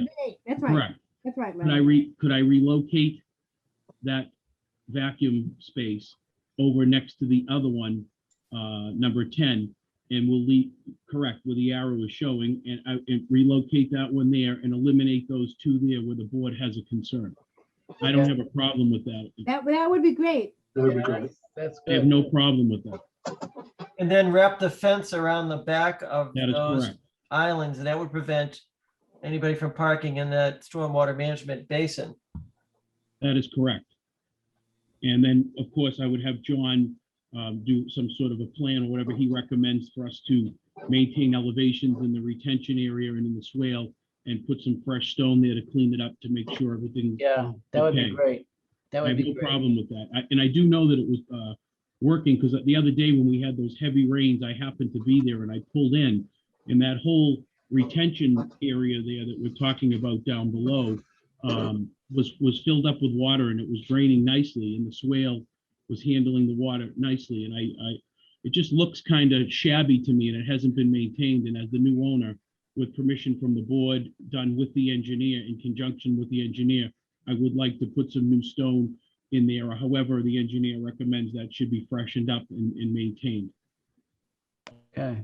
Yeah, that's We're a spending a good lot of approach. money on the site to upgrade it and maintain it, so we want to make sure that that's functioning correctly and working okay, and we will not park any cars in that area as discussed.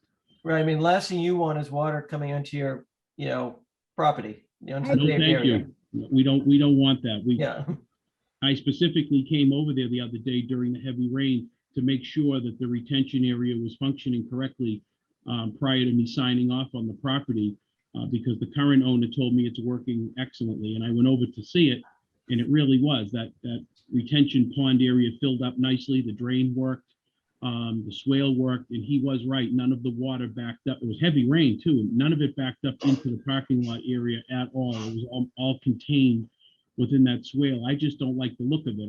I like things looking crisp and sharp and cleaned up and maintained. So that's with the engineer's plan and what he recommends. That's what I would like to do to clean up that pond in that area there with some fresh stone.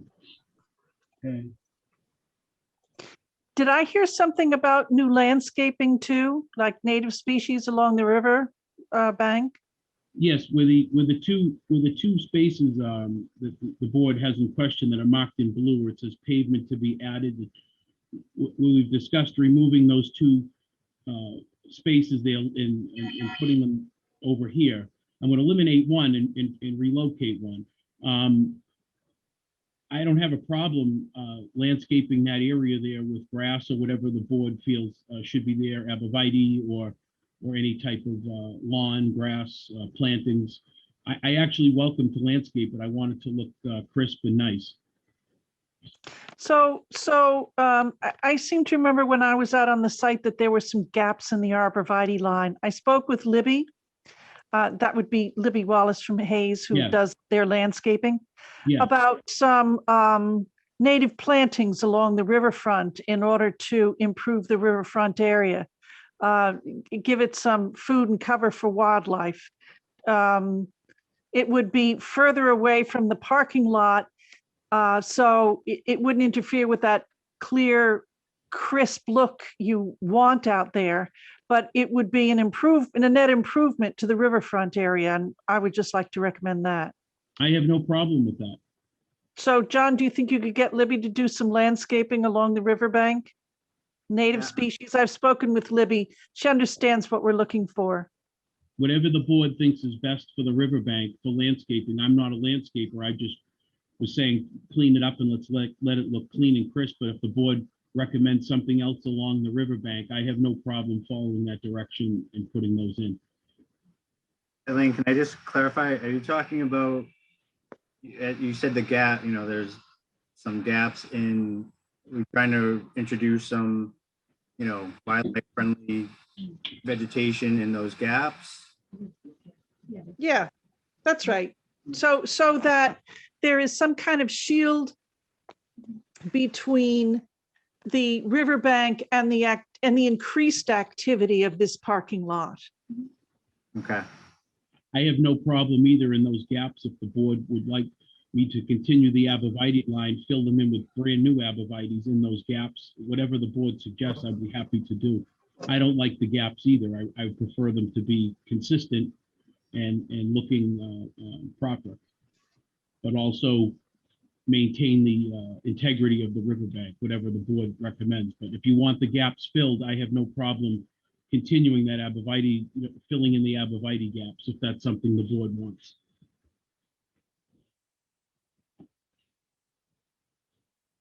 I think sounds like a good approach. Commission's looking for something more, as I said, like wildlife friendly in terms of not necessarily arborvitae's. The only question I have is, have you seen that bank? I don't know how you plant anything on it. I don't, have you seen it, John? You must have seen it. It's like straight drop off. And there's trees in the brook and it's a mess. Talking about the hedges? Below the hedges. She's talking, maybe I'm not misunderstanding. Is she talking about putting plants closer to the river on? In the openings, the arborvitae are not a solid wall along the perimeter. Like here, there's a gap. There may be some more that don't really show. So, but are you trying to fill, so you're not gonna put an arborvitae in, and you want to put other plants, correct? Yes, other plants, things that provide food and cover for wildlife. No, I'm all for that. I'm just wondering, did you look at the condition of the bank? Are you Oh, talking in No. between the arborvitae or further down bank? well, I was thinking of further down by the detention area, which has got some very large gaps there. You're But talking not, about, they're There's not down invasive- slope. But from the top of the slope on, correct? Elaine, you're talking about down in this area in here? Am I right? Hold on. Yeah, down in there. Yep, Okay, that's where that big gap is. And there's some invasive species in there that could be cleared to make room for the new plantings. could we leave this at Elaine consults with Libby and they come up with a plan for planting? Because I think they should go out there and look at what's available to work with as far as the bank goes, and then see what you think of it as the owner. Well, I'll tell you, Jim, I went out on a site visit with Libby last week. Yeah, And I mentioned just this one thing. So she already has a pretty good idea of what we're looking for. And she's Okay. also done this previously along the riverfront at 610 Salem Street. So yeah, Libby knows what we're looking for. I think, and I've talked to her specifically about this area. I think okay. we could probably skip the step of my meeting with Libby, because I've already done that, and Okay. just ask Libby to prepare a plan. Okay, that sounds great. And would the plan include filling in the gaps in the arborvitae's as well? Yeah, why don't we do that at the same time? Yeah, I mean, I'd like it to be cohesive and comprehensive where Yeah. everything is correct. And it'll just create a better barrier. And then Correct. what about John, Lenny's question about what's gonna be done here? I'm sorry, in the area that's not gonna be paved, where it said pavement to be added. Any specific plantings in that area? Well, I guess the first question is, can we get the fence to follow that blue contour line? And at least prevent, create a barrier with the fence. Yeah, follow the fence from that point to point. And then do something on the other side of it. Or is it all grassed in good condition now? If you Right. put a fence up and that'll allow it Is- just to remain. It is grassed currently and in decent condition, that it is. And Yeah, so if we fence that blue contour line, essentially it'll allow it to, just kind of be a natural state. And you do have the arborvitae's behind that. what blue, Correct. what blue line are you looking at? I don't Where the have. pavement to be added, we were talking about pulling out the Oh, state. okay, Yeah, right The there. pavement won't be added. right, where it won't be in the future, correct. we're not Oh. gonna add any pavement, no. So if you just put the fence along that blue line, the edge of pavement, current edge of pavement. John, do you know what I'm talking about? If you want to follow, move your cursor.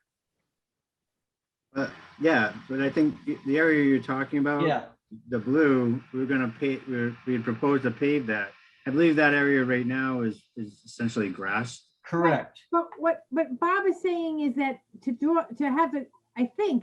have the fence be put on the outer edge, Bob, of where- Yes, the right side of the blue. Right, Instead of having that fence in a whatever L shape. It's gonna Right. go right where your cursor is. Yeah, we're Sorry, just yeah, gonna carry. it Yes. through. Right, Yes. right there. and wrap around the last island that's being added.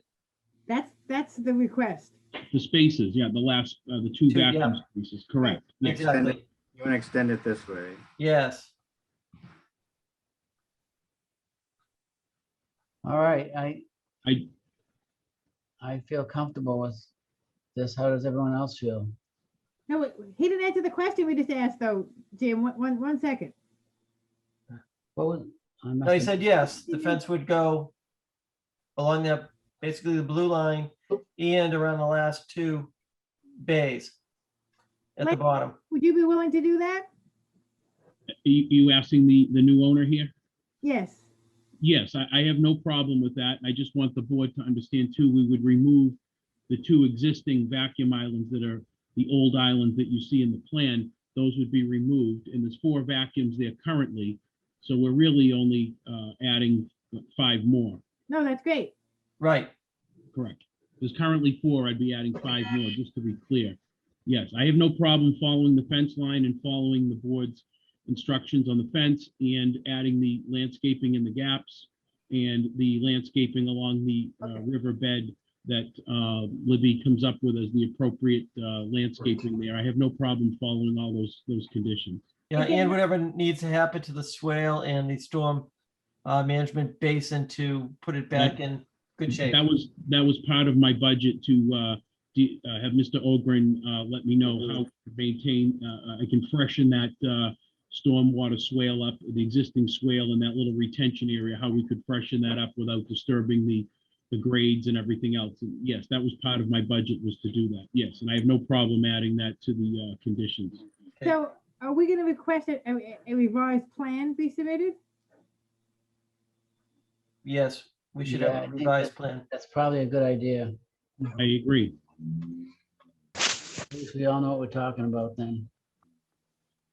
And then the landscape could either be part of that plan or a separate plan, I guess, right? Yeah, I mean, usually, Elaine would be the one to answer that. I think they usually do a separate landscaping plan with these things, don't they? They either do a separate plan or they include it on one plan Right. with a plant list. Mhm. Well, so I guess we can do it either way. Yeah, I mean, on something like this, we're just talking about not landscaping the entire Right. site. I might, I can probably do kind of an insert, Okay, you know. that sounds good. So John, you know what the plan needs to look like then, right? I believe I do, yes. Okay, I have one more question for the board regarding the trash fence. My intention was, if with board approval, was not to put a standard chain link fence with that metal look. I was going to use black vinyl over the chain link, a black vinyl chain link fence, so to speak. Would the board be okay with that? oh, yeah. I think it'll look better and it'll Way prevent better. even more debris from getting through. I agree, and that's why I was going, and I have no problem putting that in the conditions or in the plan. We were going to use it's going to look like chain link, but however, it would be black in color and black vinyl and blend in to the landscape, blend into the area there, rather than having your standard cheap looking metal fence that would jump out and stand Yeah. out. I would prefer to have it blend in with the scenery if the board is okay with that. Yeah. Yeah. Makes sense. John, if you can depict that on the plan, that we would use a black plastic, black chain link fence, or whatever it's called. I think it's on there. Yeah, I call it out as a 4-foot high black chain link fence. Okay, I can add vinyl if you want to. yeah, vinyl, whatever, as long as the board is okay with that. Yeah. Black chain link trash fence. Yes. And one last thing I have is the new property, while we're here, is that currently there is a trash fence, or whatever type of fence you want to call it, up coming off of Water Street up in the front of the plan. And it does go down a little bit, and it stops somewhere in the Abrevieties, right in that area. Would it be okay if I took out that old fence and continued the brand new fence all the way to the street, so it's continuous and it looks correctly, and it's black, and some of that fence is kind of beat up and it's 20 years old from when the previous owner had installed it. Yeah, that shouldn't be a problem at all. So I could run a new fence right from the street, Water Street, right all the way down the Abivite line like we're talking about, versus me having to run the new fence and then run it into an old beat up fence. I'd rather have permission to make it all brand new, if that's okay. I don't see a problem with that. Anybody have any issues with that? No. Sounds Whatsoever. No. Should also be shown on a new plan. Right, yeah, John should have a note there to replace existing. Yeah, it says on the plan 4-inch high chain link fence. I wanted to replace that with new. Right. okay. So we have to continue this until we get the new plan? Is that, Yeah, that's Yeah. usually the May way- 27th.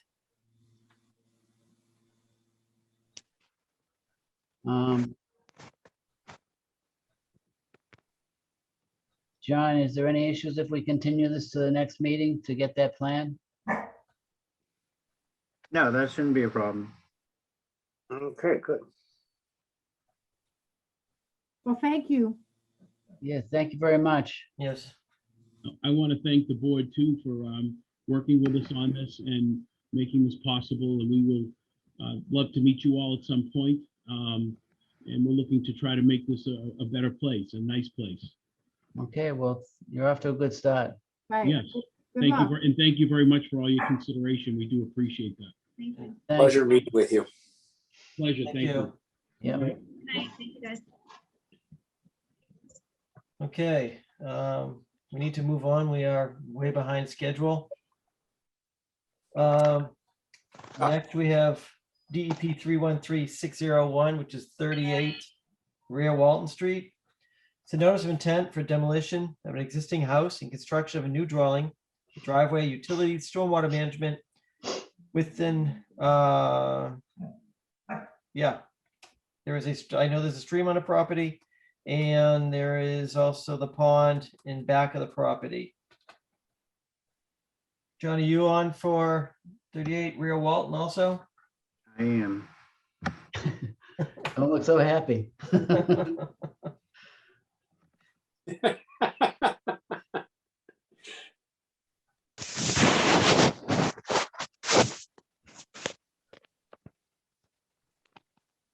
I'm gonna, Anybody need to take like a 2-minute break before we continue, or everybody Yeah, good? I do. I'm just taking a break. All right, let's just hold off for a minute.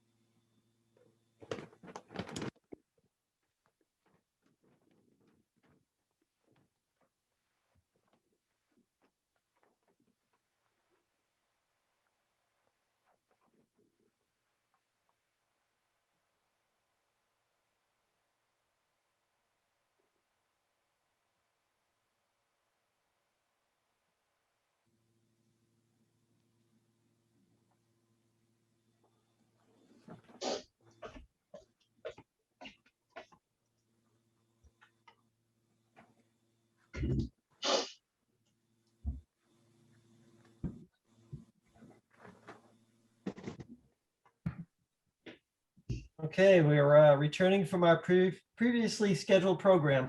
I think we're all back. John, take it away. all right. Good evening, John Ogren, Hayes Engineering. We here have a project, notice of intent, buffer zone project at 38 Rear Walton Street. I don't know if you guys are familiar with where Walton is. Walton is off of Salem Street. And there's actually, it almost looks like a driveway that comes through a couple of houses, and then there's Walton Street rear. Existing site, there's a pond that exists towards the rear of the property. There's a stream that connects from the pond, goes basically the property line of this property, flows along the southerly property line, and then into some street drainage, and eventually discharges out to the Saugus River. I believe it's an intermittent stream. There's no, it does not show up on the USGS. Running stream stats. Unfortunately, it didn't really run on this because that stream stats really only runs if it has a defined stream, and because it doesn't show up, it didn't come up with a reliable area. There's obviously a bordering vegetated wetland that's associated with this stream. And then just in terms of existing site, there is an existing,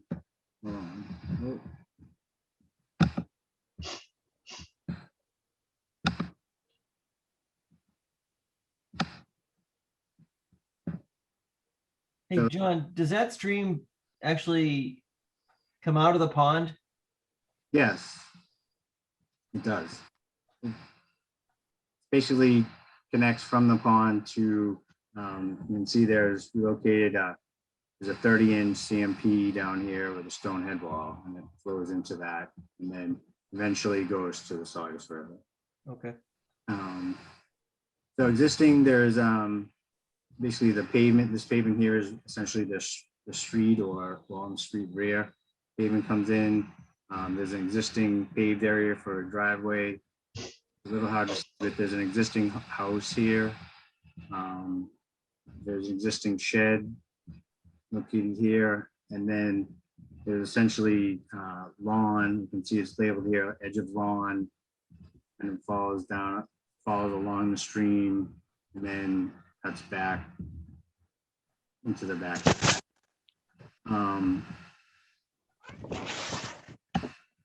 What we're proposing is to raise the existing house and proposing a new home.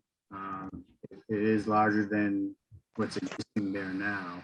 Also changing the way the driveway entrance, the garage on this house is over here, so we're extending the driveway to be able to access that garage.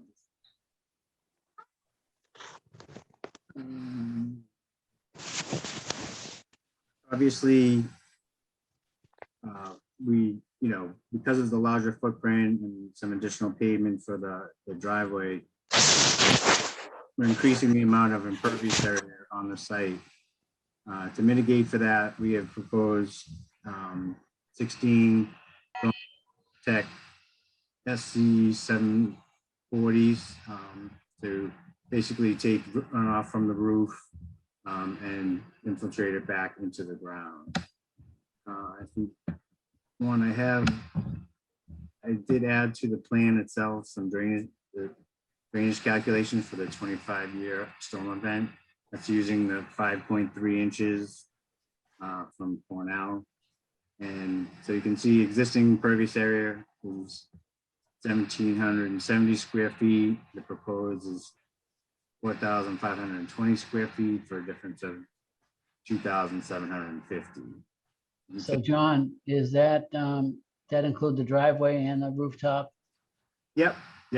It's the new footprint, that includes all the proposed impervious areas, these porches, and then this additional driveway. So how much is that? How much of that is driveway on the proposed I don't have that number. versus roof? I can get that for you. I just don't have that right now. Okay. And so essentially calculated the required storage to store that extra volume. It's about 1,215 cubic feet. And then taking a look at what the volume could be stored in those 16 storm techs with the crushed stone surrounding it, it's 1,367 cubic feet. So it has a greater volume than that additional runoff from the proposed impervious area. And that's essentially the extent of the proposal. And with erosion control, we're showing here, following along the stream and then kind of coming back and turning back into the rear yard. Answer any other questions you might have. Yeah, the neighbor says he gets water in his house. Did you check with him to see, to confirm on groundwater elevation or anything, or did you? Yeah, we did. Also on here.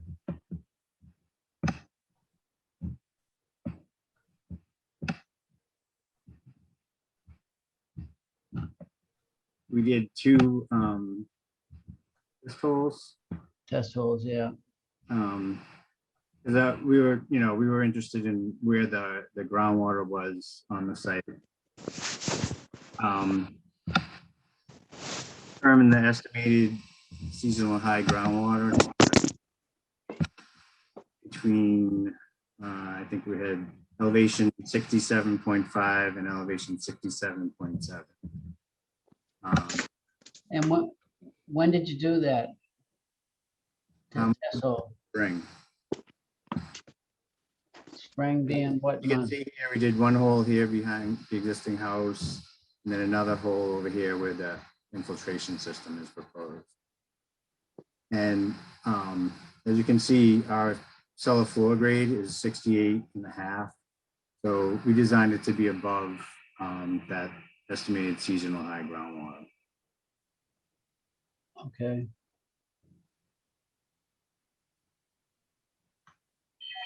What was did you the lay- what was the water again? 67 what? 67.7 and 67.5, I believe. Okay.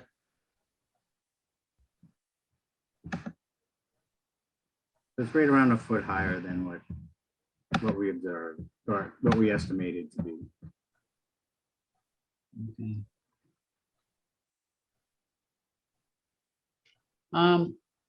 How far is the house off the property line on the top of the screen? From the property line? Not on the riverside, but on the other side. Between the neighbor you're talking about? The neighbor, yeah. Oh, that's 15 feet or actually 16 feet, I believe. Yeah, 16 feet off of that 5 lot line. And what are you allowed, 15? 15, yeah. This is in single residence. And so what do you got on the riverside for a setback from the house to the BBW?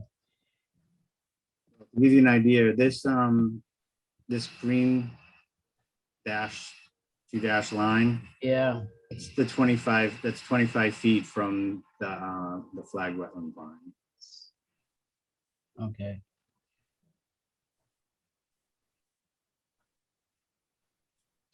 John, I might have missed that, but is the that concrete shed gonna go or stay?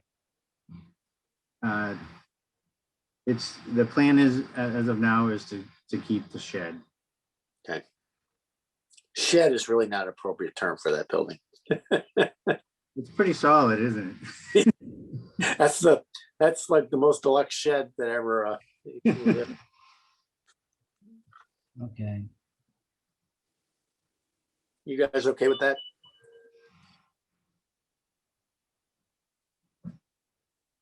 Yeah.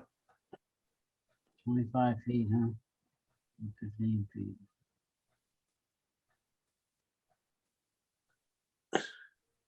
And with an old septic tank and an old leaching, is this gonna be connected to the town sewer system?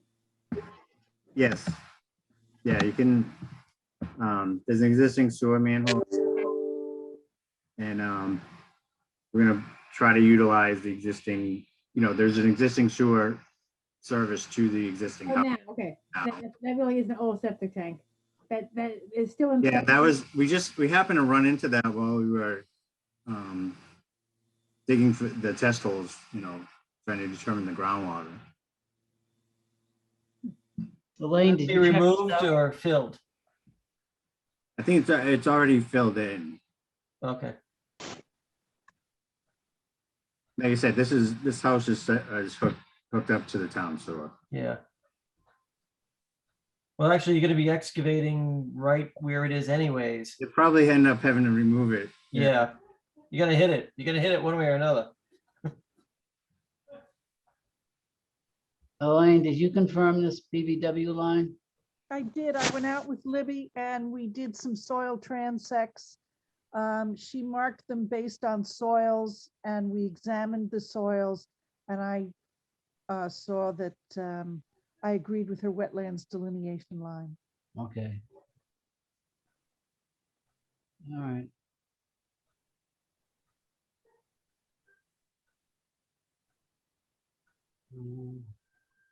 I don't know what else to think of here. So the only thing I wanted to add to this is that there isn't a final sign off from the town engineer on this. And there were some recommended conditions.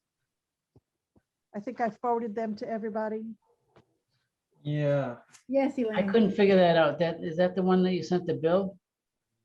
Yes, it was coming back from Bill Renault and it had, actually it had all three of the Hayes Engineering projects, but it only was referring to Walton Street.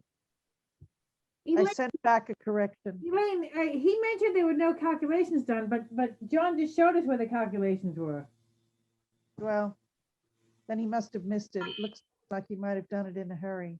No, I think what he was mentioning was, we didn't submit the Sizing. storage of the proposed storage in the storm tech units. We got that from HydroCAD. Yes, that is what he was saying. You can put that in, it's a pretty, if he wants us to submit those, that's fine. I mean, it's a one-page thing. And it should clarify the total impervious area entering the underground system, and that it's equivalent to the increase in impervious area for the site.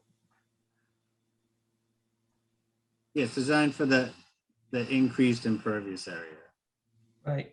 And again, as we talk about every time, this is not something that's required. In terms of the Wetlands Protection Act, this is something that this commission usually generally likes to see. So from that standpoint, there isn't really technically any design criteria. Oh, So I have a question here. He talks about the town's stormwater management bylaw requiring a SWIP plan. So I guess my question to the commission is,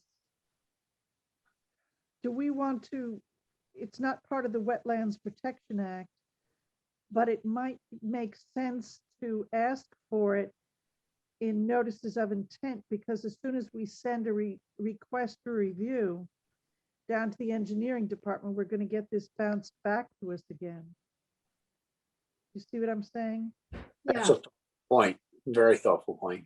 say that again, Elaine. Well, the town, the Conservation Commission doesn't have a wetlands bylaw, but the town has a stormwater management bylaw. So number 2 of Bill's comment says, based on the town's stormwater management bylaw, the project is required to develop a SWIP plan. And then he says, a draft SWIP plan shall be provided to the DPW engineering division for review and approval. So it seems to me that it would make sense with notices of intent to require a SWIP plan, because it's only going to go down to the engineering department anyway, because we ask them to review the drainage calculations and the stormwater structures. And we're always going to get this comment coming back to us. So what does SWIP stand for? Refreshment. Stormwater pollution Stormwater. prevention plan, Stormwater, what prevention plan? Pollution. pollution prevention plan. So it says the SWIP shall include a construction phasing plan noting stockpile locations, construction phase, sedimentation controls, dewatering details, and the proposed construction entrance.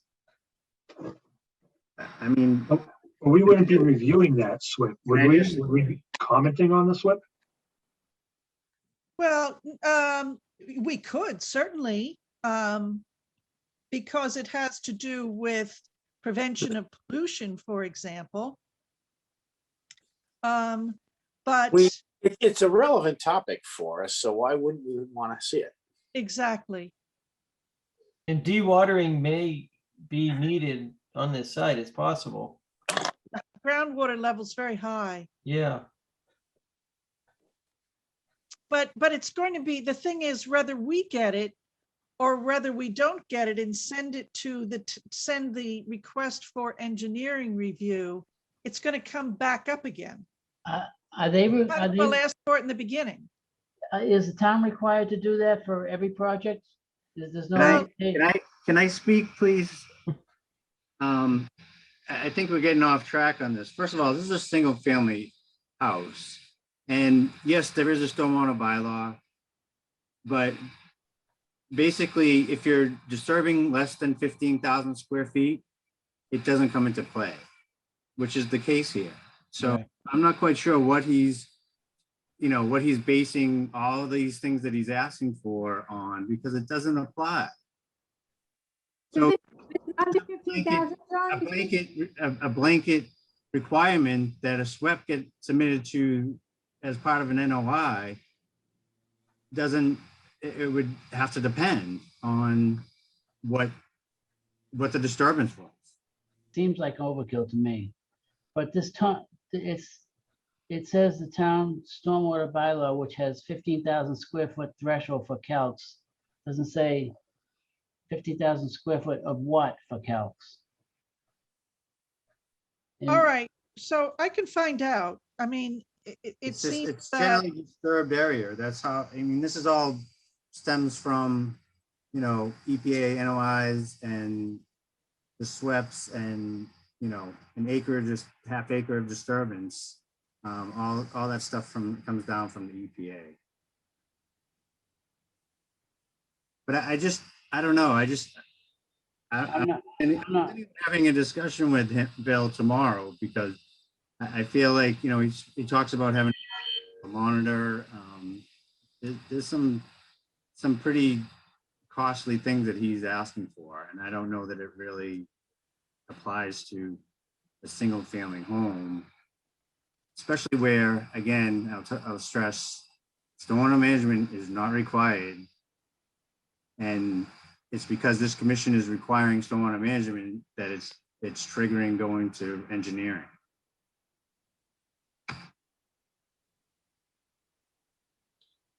well, we probably at least want to talk about a dewatering plan. I would think. Yeah, I would think so too. But these are handling things that we normally handle anyways. I don't know. I think Elaine should get clarification over some of this stuff. I'm not sold on this thing. okay, The SWIP right. plan seems like it's something manufactured for a bigger project in my mind. Otherwise, all these projects, we could have this. A lot of projects would be required to do this, and it does seem like overkill to me, John. okay. So I want to talk to Bill Renaud about stormwater SWIP plan thresholds.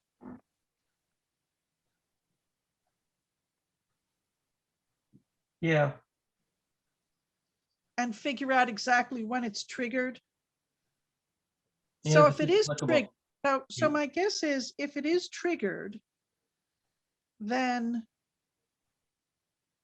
so maybe we shouldn't ask for it with the NOI. Maybe we should just send these things down to engineering. And if engineering says that the SWIP plan is triggered, Well, wait a minute. we I get a don't- copy of what they send to engineering. What I want to know is how this SWIP plan operates. I want to see it in writing. I don't want Bill to explain it to me. I want to see what it says myself. So find Right. out, Go ahead. find out where they're getting this information. And let's see how it interacts with what we already do. Because it seems like a lot of the stuff we're doing anyways. Okay, so do you want a copy of the town's Yes, I want a copy. of the stormwater town's- management bylaw? Yes. Okay, John, are there any trees being proposed to be removed? Is there any what? Trees being removed?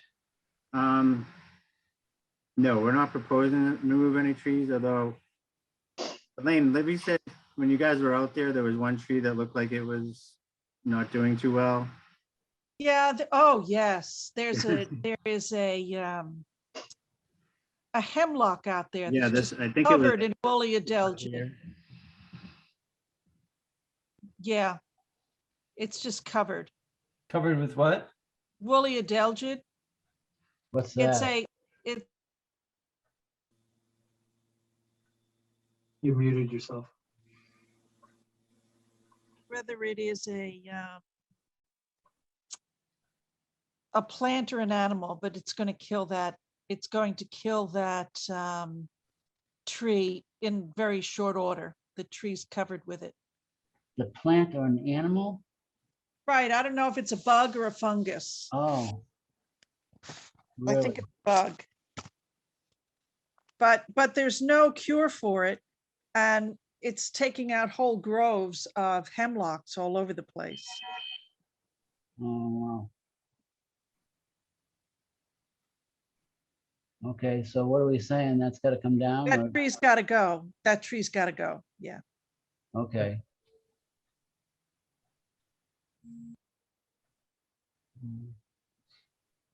All right, do we have anything else? Other than the fact that he squeezed this thing into this, with maybe a foot to spare on each side, it's kind of a big house for the lot. Other than that, I guess, he's 25 feet over. I don't know, what does everyone else think? I mean, he's meeting the setbacks on the side, giving us the 25 on that side, and so it's as big as it can be with satisfying, I guess, the zoning and us. That's the bottom line. He couldn't have made it any bigger and satisfied Imagine, both of us. imagine that. I will say this, there is a lot of land in the back of the house. Yeah. Where It is is the actually a house? 30,000 square foot lot, so. How is this driveway configured now? Where is the, Goes to the right of the existing It's house. this darker. This is the driveway right here. It basically just comes and ends. It's not even a paved road, it's a, where's the garage door? Oh, the Right here. No, there is no garage on the existing house. right, okay, so the garage for the new house, where is the driveway for the new house? lightly Oh, I see it, shaded. the Why the shade. gray? Kind of light, but it's. Yeah, so actually there is a piece of, there is the driveway, the turnaround is in the 25-foot buffer zone. No. Am I right? Just a John, tiny little It's corner. just it looks like. outside of it. What? No, look at the lower corner. Just move your cursor to the There. right. No, just move it to the right, right Here it there, is. Right, right there. Yeah. Yeah, Along the green line. yeah. So isn't that driveway on the bottom beneath the green line? It's right at the green line. Well, no, wait, I'm sorry. Did not go past the green line. I'm sorry. I No, know. I see what Pete is saying. That 6 feet over the line. Yeah, look, I'm looking 8 at feet it. over the line, John. It is. There's a turnaround there. All right, well, so I'm just saying that you said that you respected the 25, but there is impervious area, right? That's gonna be that area. I mean, is it, I'm just saying that's, I guess what we were trying to do is trying to keep it inside of what, there's this existing edge of lawn, so it doesn't go beyond what's kind of currently the existing lawn. But it's lawn versus driveway, right? That's different. Well, if you want, we can change the turnout to be, What? It has to be there or else it's not a turnaround. Well, is it even needed? I mean, you can pull straight into the garage. Yeah, I would agree. Yeah, but how's he gonna back out? You gotta back, you know, Back out of what? He's got a garage. What do you mean? Oh, I see what you're saying. you would turn around. and Change go direction. driveway.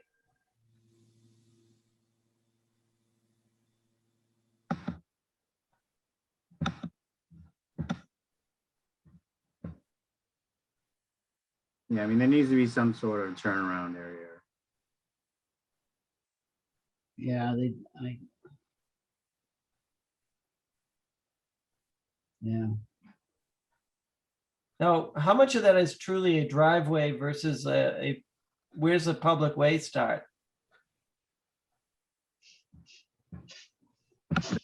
The public way, Yeah, the street. Where's the actual street? Where's the driveway end and the street start? it's not really well defined. You can see this is what's defined as the old right of way. So this is basically the street. And that's really not, because that's wooded and not maintained, most of it. No, not at all. Yeah, it's a dirt road, See, this narrow is- dirt road. This pavement coming in is pretty narrow. It's basically one lane. Yeah,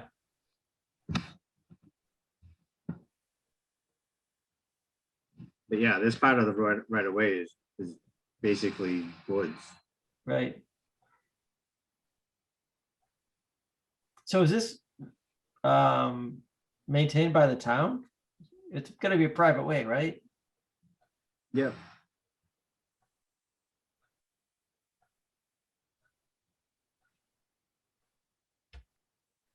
All right, Hello, this is Paul DeFranza. I live at 34 Rear Walton. May I speak?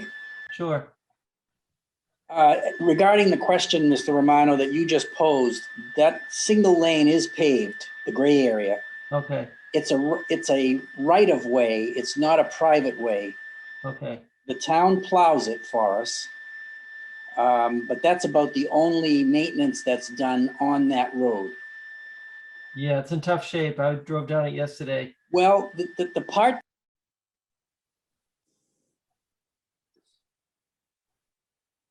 I'm sorry. The part that goes from 30 Rear Walton, which is above the screen, to our houses at 34 and 38 is flat and paved properly, if you will.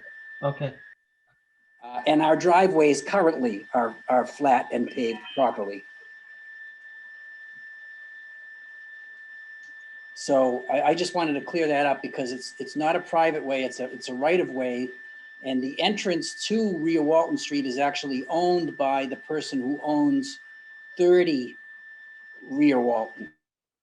all right. Yeah, there's no street sign that I saw either. That's right, there is no street sign, although I did post underneath our mailboxes that this is Rear Walton here. Right. But you'd have to be really looking for it in order to see it. That's how I knew I wasn't driving in somebody's driveway. I saw your mailbox. Okay, good, then it's working. It worked. John, is the darker purple color the existing pavement? Yes. So how does the new pavement match into, what are you taking out and what are you leaving in, and the two different shades that you have there? I mean, how much did you figure when you figured your storage? That's what I'm getting at in the end is, Yeah, well, I'm basically cutting off this paved area and that comes out, and then we're adding this paved area. okay. And it's just connecting to the existing. And that was included in the additional impervious area. And where's Okay. the property line? With the wetland, The property line I'm sorry, is that straight line right up there? Sorry. Property line comes through here. Okay. Basically the edge of the right of way. Mhm. And on top, it's above the fence? Yeah. Above the fence. Yeah, I mean, this pavement, which I guess you call the street, it doesn't necessarily follow the right of way. It kind of comes in and crosses over part of the, the fronts of like 34 rear Walton, and then across into the actual lot on 38. So I'm not sure how we felt about the turnaround within the 25 feet. Were we okay with that?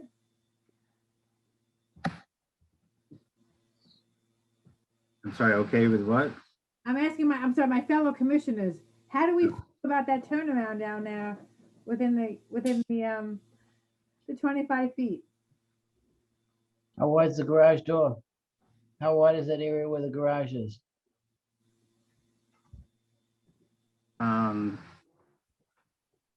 You What's the measure? You can measure it. right in front of the garage? Yeah,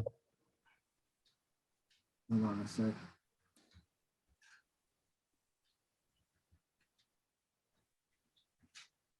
Yeah, it's 24, it's a 24-foot wide garage. that's about, Space. And it's about 12 feet coming in off of the existing pavement. In here coming in. Could you have the turnaround? Could you just have the turnaround be just, could you move that so it's sort of on the right side of the picture?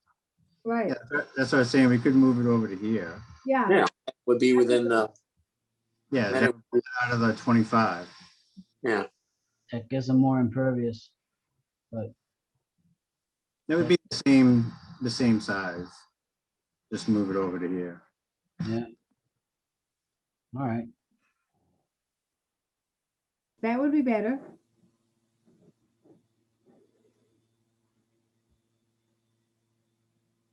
All right, what are we doing? Anything else? Questions, comments, concerns? So we're continuing and what are we expecting at the next meeting? Well, we haven't actually asked for any new or additional information other than to relocate that turnaround area, correct? Well, whether we want to incorporate any of those, any of Bill's concerns, Mhm. I think we need to resolve that. Yeah. What are I'm sorry, what were those concerns? Just to review? The SWIP plan requirement. I mean, it's not required by us. I mean, it really is. Right. It's not required by us, right? But is it even,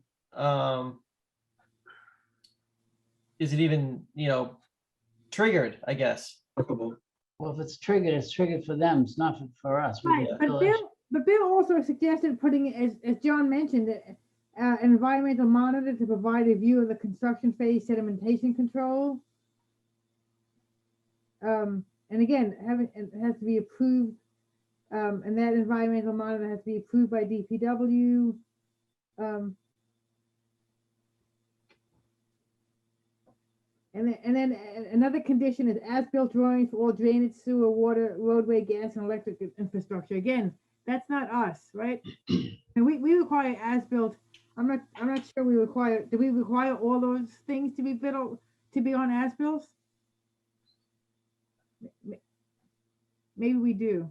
Not for a single family house. Right.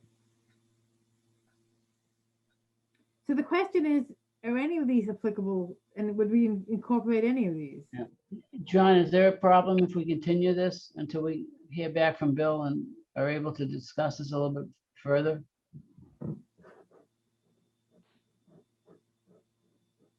I know that the homeowner is very interested in moving forward, but we can continue it 2 weeks and get some clarification and wrap it up.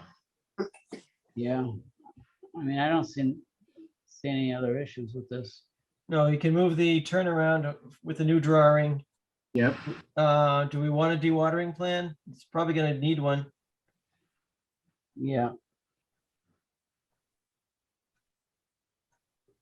That's really it that I can think of. Do we call out that tree that will be removed or should be removed? That could be noted. Yeah, noted on the plan. So really, it's just those three things? Yep. Turnaround, dewatering, removal of the tree.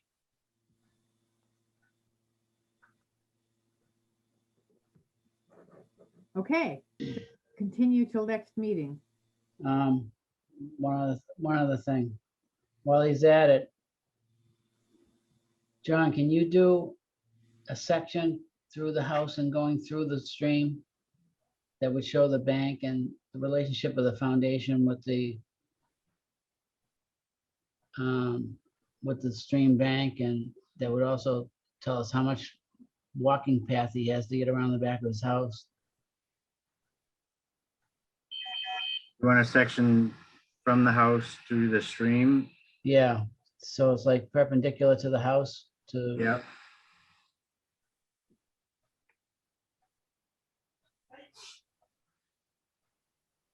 Jim, what do you mean walking area in the back of the house? Do you mean the side of the house? Well, Got 16 on one side and 20 whatever on the other.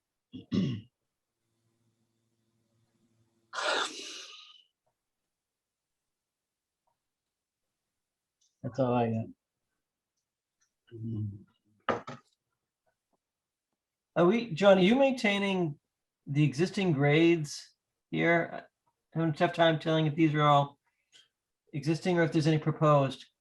No, there's some filling. Not on this side. Right, okay, The 72 is essentially saying the same. yep, That we're not proposing any change there. We are bringing the grade up a little bit. This is 73. up okay, close. And then you can see we're kind of filling yeah, in yeah, this that area one's pretty here. clear. And that was mostly to bring up the grade to get away from the groundwater for the house and for this infiltration system. Yeah. Okay. But the house itself, I mean, this is proposed 73 and this is an existing 73. So there is some filling, but it's, you know, a foot here, a foot there. Okay. All right, so it was just those, actually 4 items now, right, with Jimmy's section request? Yep. I have 4. Okay, sounds good. We ready to move on? Yes. So Thursday, May 27th. We'll continue this one too. All right. Next up is 3 Andrews Road, notice of intent for construction of an addition and stairs within BVW. And let me guess, John, you're up again. It would be correct. It's a great night for you. Did I sound any better that time? Okay.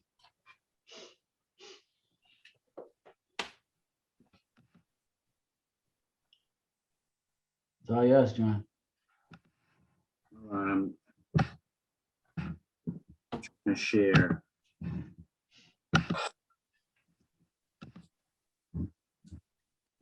Okay. In buffer zone project, existing home at 3 Andrews Road, kind of at the intersection of Captain Lane and Andrews Road, and also Aldridge Road. Existing house, existing driveway, there's some walkways around it, there's some decks, landings and stairs off the back.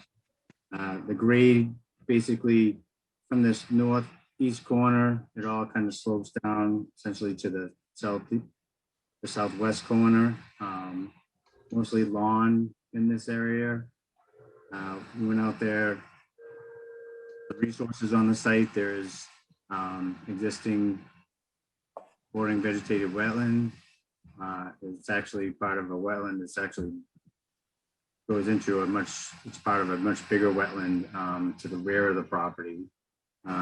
Essentially, it looks like this started to get created by, there's a storm pipe that's, I believe, connected to the street drainage that discharges basically in this area here in the rear. What's being proposed is a modest addition to the rear of the house. So basically this lighter color is the existing house.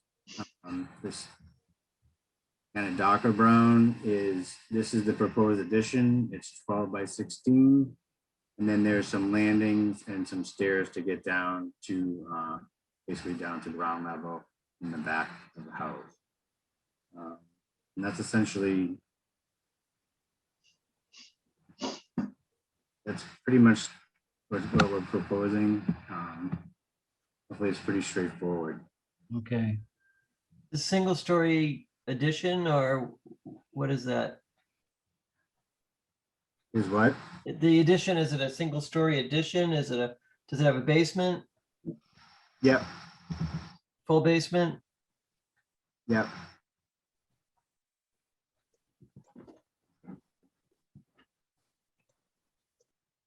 Elaine, did you confirm this line?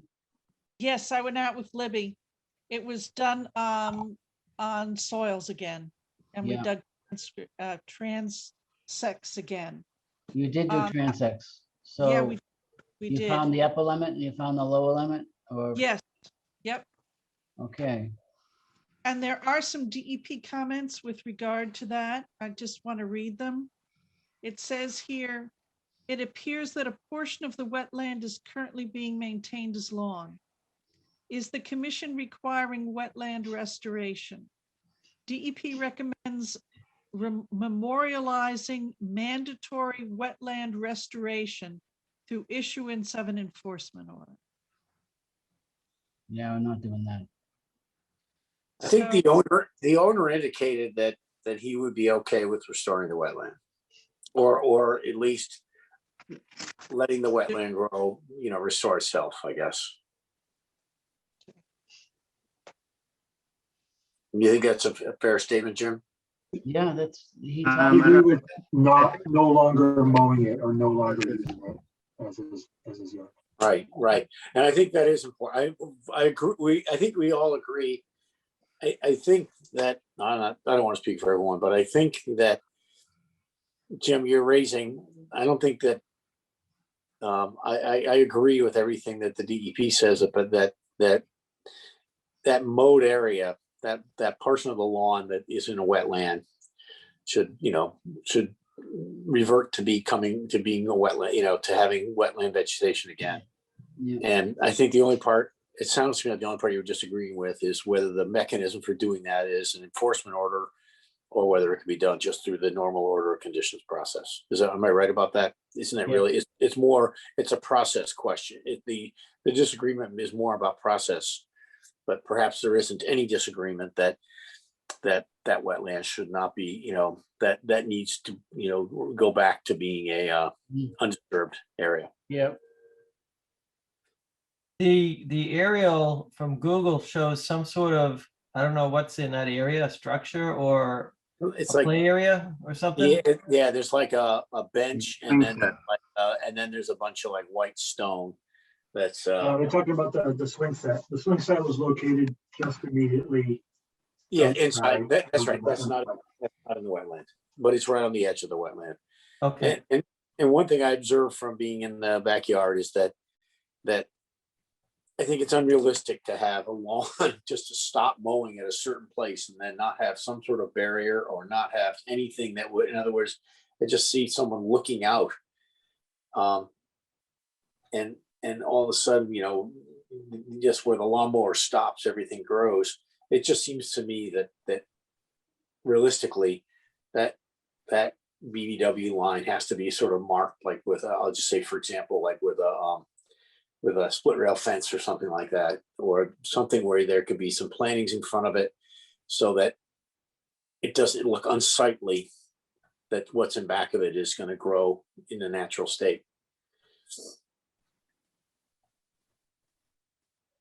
I would put it differently. My concern is that if there is not a barrier installed as part of that we'll go back a few years, it'll be mowed. Yeah, that makes sense. Mhm. And it will just look unsightly, and that's all. It'll just, not having that will just create the very incentive to mow it.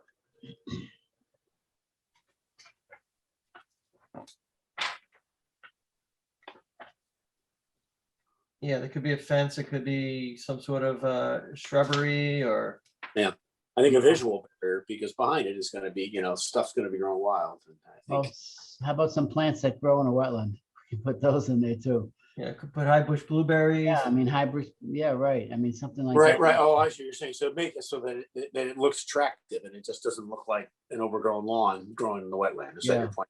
Yeah, that's a good thought. So that would be in a restoration and not just a passive, right? Yeah, right. Because that would actually create a situation, again, that would create a disincentive just to take a lawn tractor and keep mowing it. Yeah, I mean, Elaine would be the best one to suggest something here, but like sweet pepper bush or high bush blueberry or something scattered across that edge. Mhm. May I ask you a question? If the order of condition process, if people don't go back and ask for a certificate of compliance, I guess the question I have is, if we do this for the order of conditions, do we preclude ever, and nothing is done? Does that preclude us from issuing an enforcement order? Is it either or? No, you often issue enforcement orders if somebody isn't abiding by the order of conditions. So, okay. So it would issue a certificate of compliance saying everything is done according to the order. But later on, it could not be anymore. I mean, they could be out of compliance. Do we have a certificate on this? Certificate of compliance on this property? I'm sorry, what's the question? Do we have a certificate of compliance on this No, property? this is the first filing we've had on this property. Even when this is part of Montrose Woods, right? This is an old. It's just before Montrose Woods. So I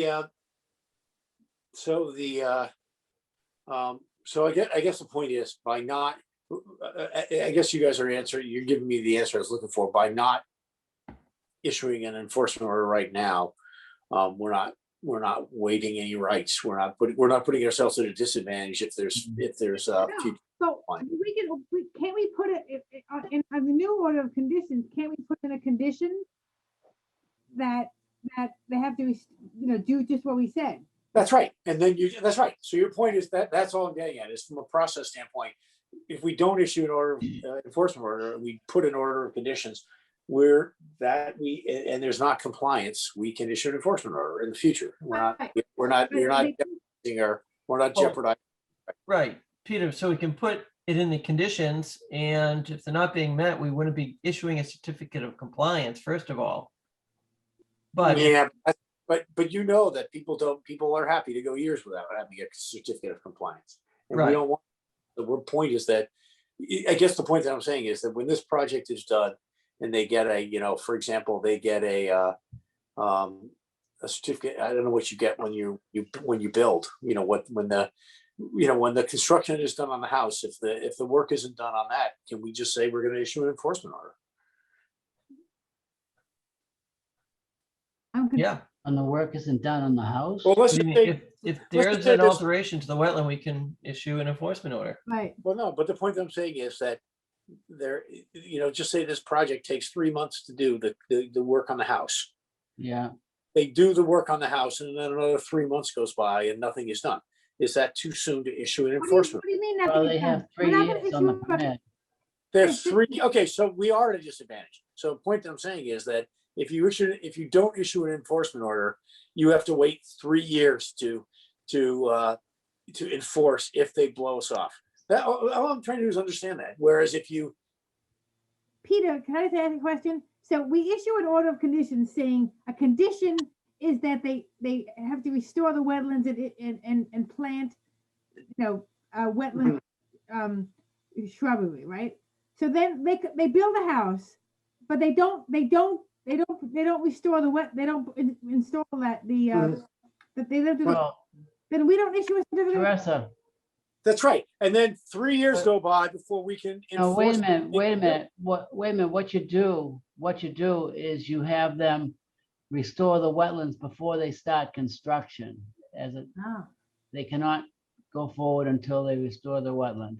And that way there, while you're building, you're gaining time towards that 3 years.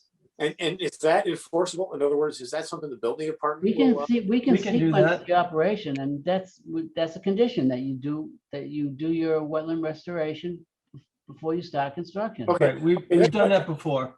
Okay, and all I'm saying is that I did not like what I heard before, that if we don't do that and we just say that we put it in the order of conditions, we have to sit on our hands for 3 years knowing, if they say we're not gonna do it, we have to wait 3 years before we can issue an If enforcement. we don't do anything, That's not acceptable. if they decide not to do the whole project and they said, no, we're not going forward, what can we do then?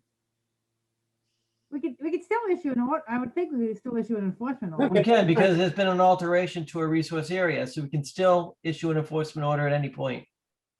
Correct, Elaine? Yes. Yeah. So we don't have to wait 3 years, Peter. There's been an Okay. alteration already. But Okay. they have 3 years. I mean, before you, they can always turn around and say, we're not quite ready. Well, And Yeah, okay, but Jim, your point I is think that Peter's got a good point. your point, Jim, is that that first things first, what matters the most to us from a Right. concert. And the best thing about that is that they have the money at that point to do the restoration. Right. A lot of times people run out of money when when it comes to that. Mm. So I think it's a better way to go. Probably not the best. Well, I think it's a priority. That's right. I think it's a priority. I think the DEP is saying that first things first, we got to get this, that it's a priority to address what's happened in the wetland. And I agree with what the DEP is saying. And I just don't want to do it in a way that they're just doing it in the most direct way possible. And doing something a little different is fine, as long as we don't find out we outfox ourselves and we're worse, it would have been smarter to have just done the enforcement order. Mhm. I like what you're saying, We're Jim, about okay. starting. I like this thing about starting the construction because it creates an incentive to move quickly. Mhm. And we're coming into a new growing season, and it probably does make sense to do that. Mhm. Can I just throw out, I know that the homeowner Meredith Hurley is on. So if I say something wrong, she can correct me. But essentially they had some work done inside the house, and this is going to be they decided to do this addition as part of it. So that work is currently going on. And they kind of want to get it all built at the same time. And I feel like if they have to wait until the wetlands restoration, that's really going to change the scope of the existing project. And they're going to have to do something different internally until they can go and put the addition on. John, do you really think that just, putting up I'll use my example, putting up a split rail fence and some shrubs in front of it and planting some wetlands vegetation is something that will take months and months to do? Yeah, I think, I mean, you guys put conditions all the time that you have to go through 2 growing seasons before you'll issue an order of conditions. I mean, what's to prevent you from doing that? I mean, stop mowing is something that can happen right away. And I don't see why not start there during the construction, see what ends up growing in there. If it's sufficient, then move forward. But, you know, I guess what I'm getting at is I'm suggesting that maybe it's possible to separate the two. And I read what DEP said differently. I read it as we could go forward with the NOI, the proposed work, and then the commission could issue an enforcement order separately, strictly dealing with the mowing in the wetlands. Okay. Do you think that would be preferable to the homeowner to have the enforcement order issued? I think from a timing standpoint, it might be, if, you know, if the condition is going to be that they can't do anything until the wetlands is restored. Well, it doesn't have to be I don't that think- scenario either, though. We could require the plantings Right, and the discontinuing of mowing while the project is going on. Right, well, that's the intent. right. Yeah, would not to wait 2 growing seasons, just require the plantings and the immediate, you know, discontinuing of mowing. I guess I was misinterpreting what, when you guys were saying restoration, No, not that much. it's a complete project, you know? No, No, You mean And- that work, the work to get it towards being restored. Yes, yeah, stop the mowing and let's get some plantings down in that area right away. And that would, you know, obviously you want to maintain, you know, whatever, you want to make sure they're viable over time, but get the plantings in the ground, stop the mowing and do the work, construction work.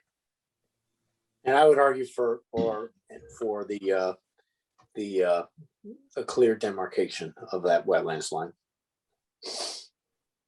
Which we can accomplish with, you know, some, you know, wetlands species. Okay, fair enough. You know, a fence is gonna rot out. You put a fence back there, the groundwater is gonna rot Fine. out. Let's put a vinyl fence. It was a concept and not a, Yeah. the implementation was,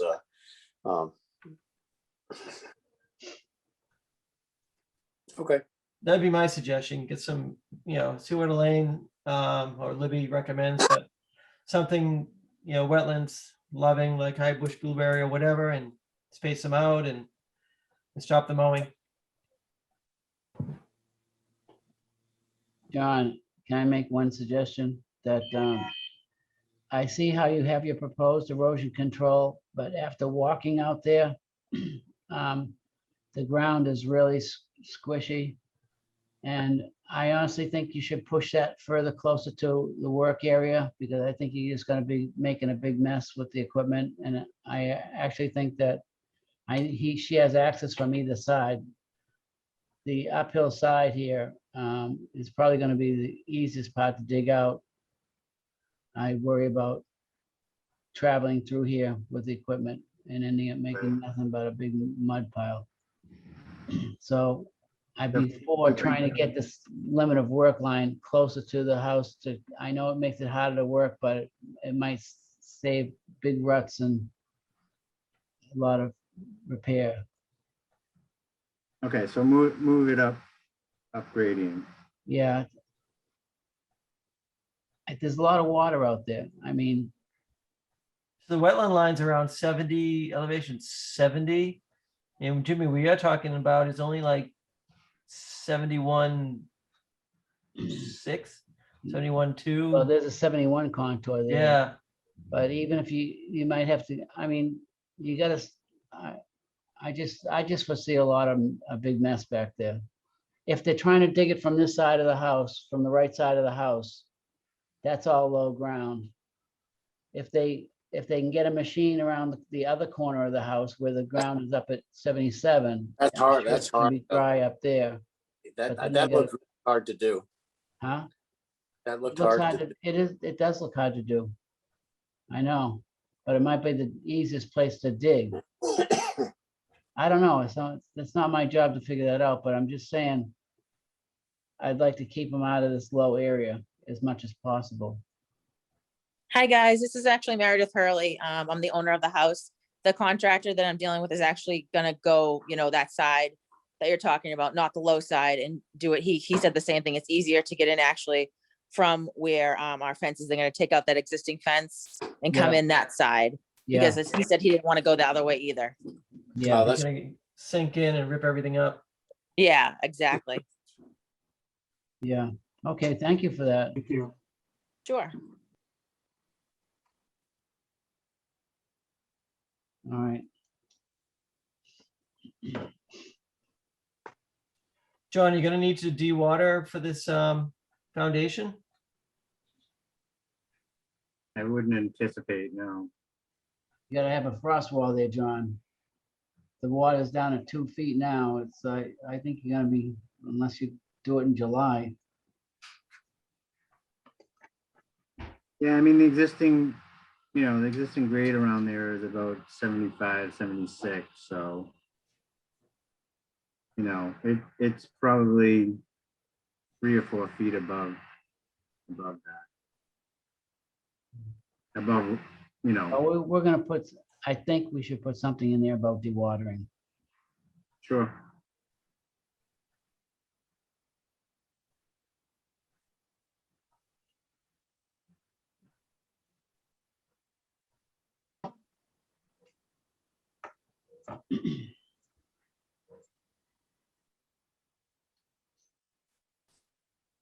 Anyone else have questions?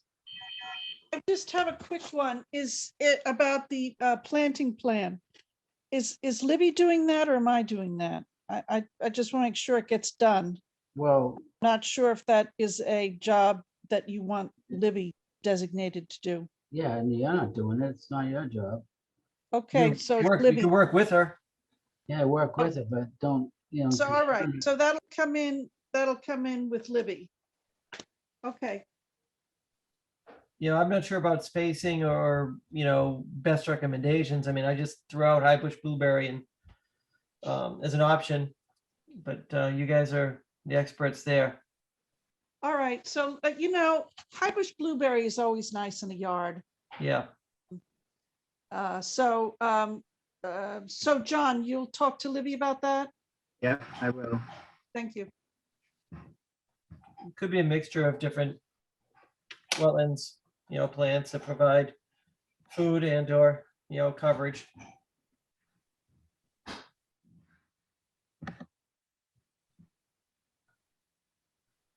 And anything else?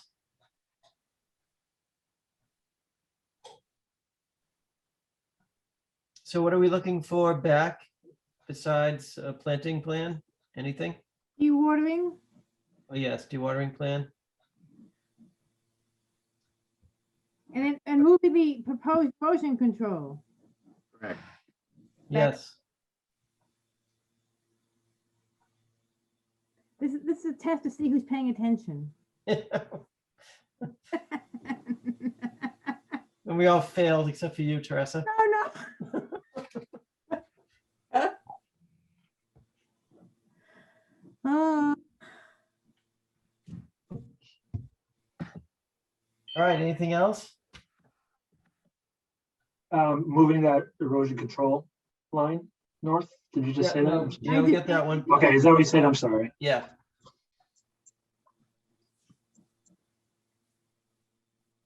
All right, so we're not really looking for much here, John. Yeah,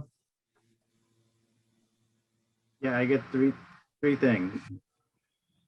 Wetlands plantings, move the erosion control, and dewatering plan. Correct. Will there be a plan for the wetlands plantings? I'm sorry to be, yeah, that's what he just said, Peter. Everyone's sorry. repeating themselves now. all right. I'm It must be tired. too late. 10 o'clock.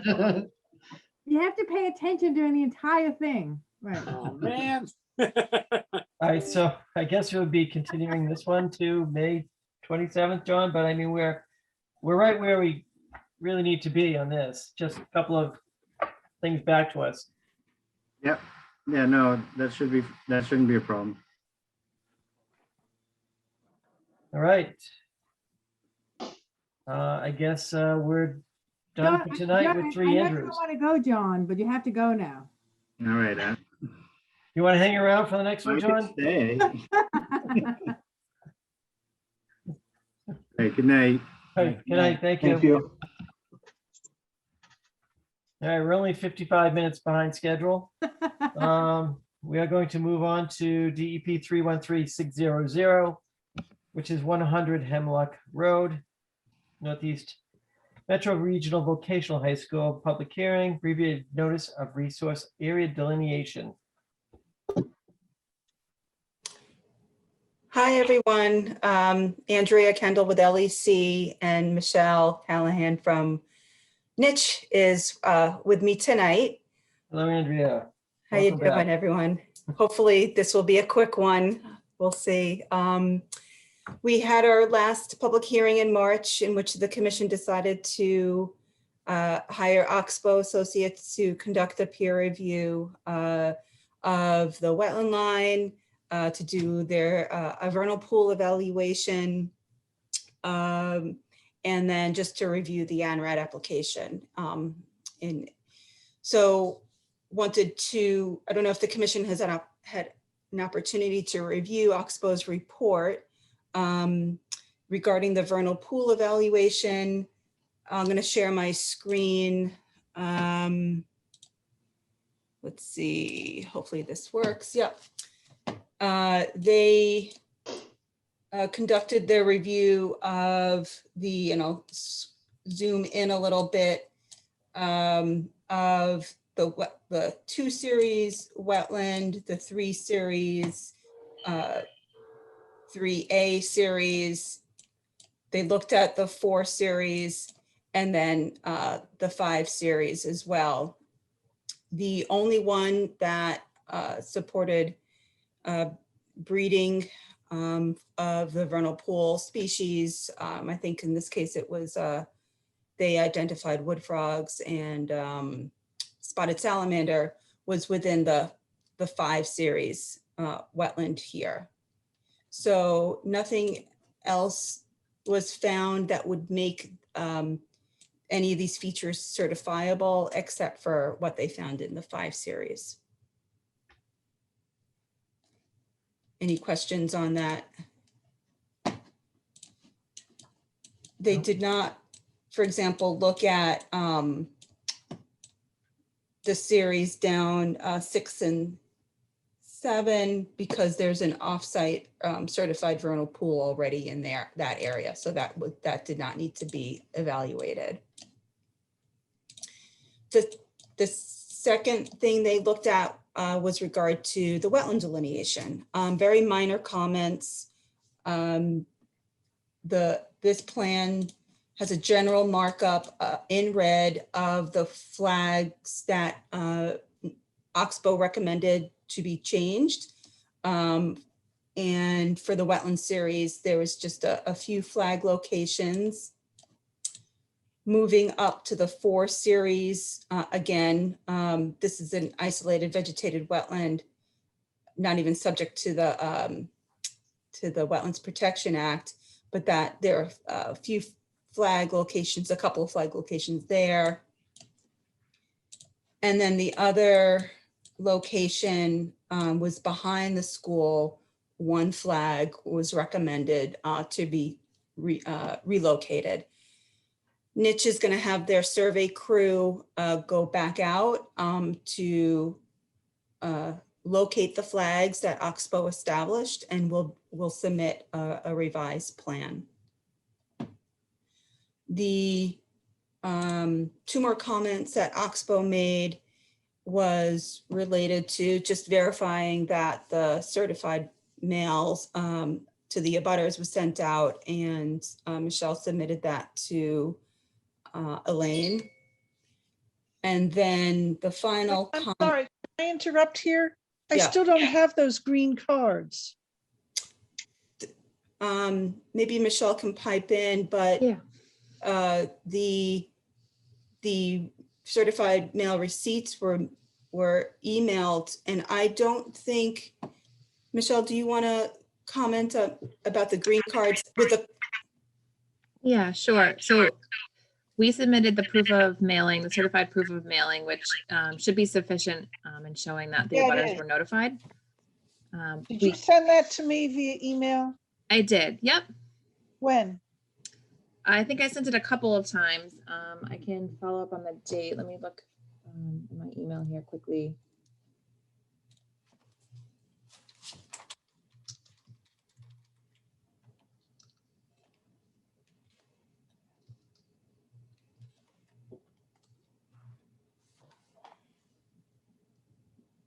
I see May 3rd was, Okay. All And I right. think I had sent before that too. Yeah, I think I sent it Okay. twice. You know, it may be that I was looking through the file expecting the green cards.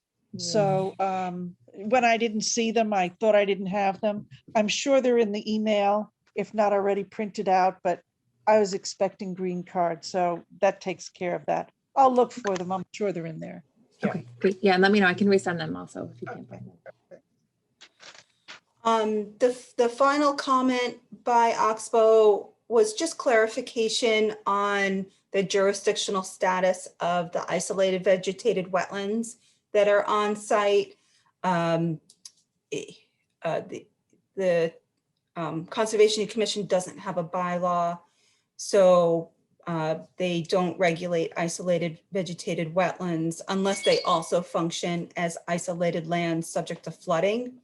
And that the letter I sent to the commission just clarified that none of the IVWs meet the minimum volumetric threshold to be considered ILSF. So it was more of a clarifying statement that none of the IVWs are subject to the act, and thereby they're not jurisdictional by the conservation under the Wetlands Protection Act, and the Conservation Commission doesn't have jurisdiction over them. So that's in a nutshell. We're hopeful that we can close the hearing and have the Conservation Commission issue the ORED, and with a condition that the revised plans will be submitted and they can be reviewed by Oxbow one more time just to verify that all the flags were properly located and referenced and all the line work is correct.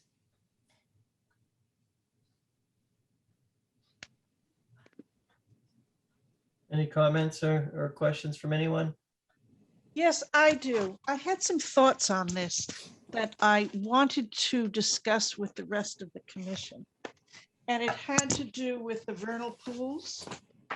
So let's see what I have here. Hold on. So my question was, with the vernal pools, so the vernal pool, she talked about, or Oxbow talked about number 5, but there was also another one that didn't have obligate species. Let's see if I have it here. Hold on.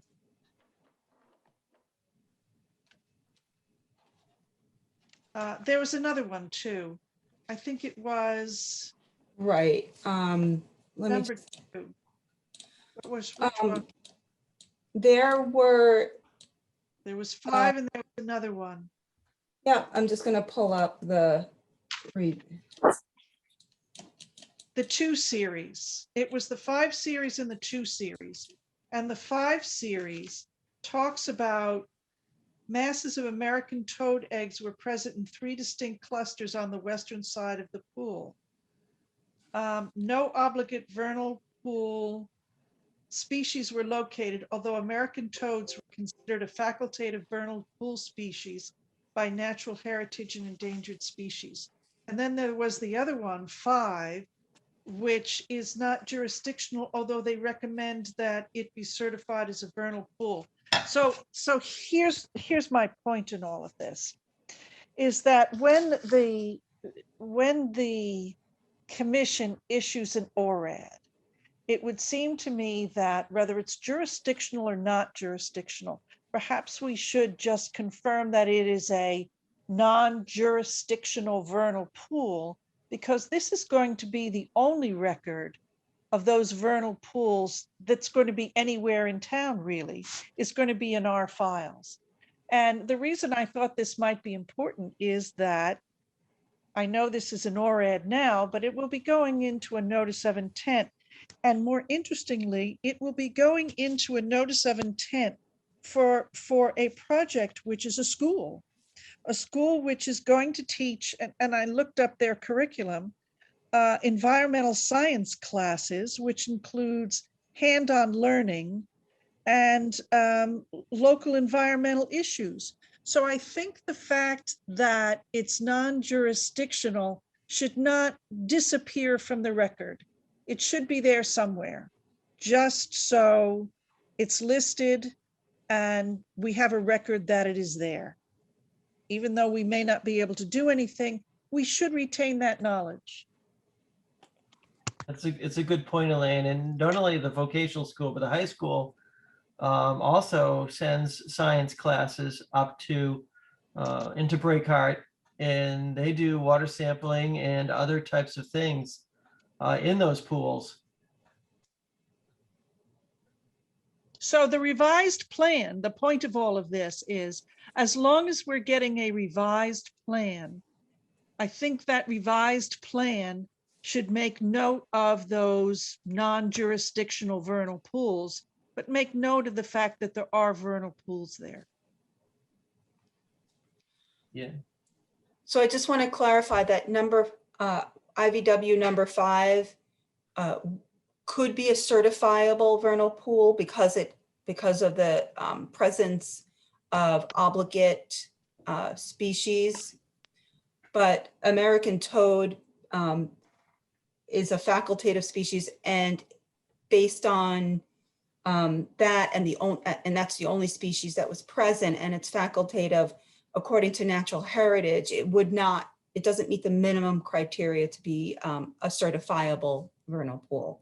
That's right. So so the plan would indicate perhaps, and I guess that's the other thing I wanted to talk about, is whether the Conservation Commission wanted to see the applicant submit forms to Natural Heritage and get this vernal pool certified. But if they did, you would have on the revised plan, one non-jurisdictional certified vernal pool and one non-jurisdictional uncertified vernal pool, but the record that they are out there would be noted on the plan. Mhm. Okay.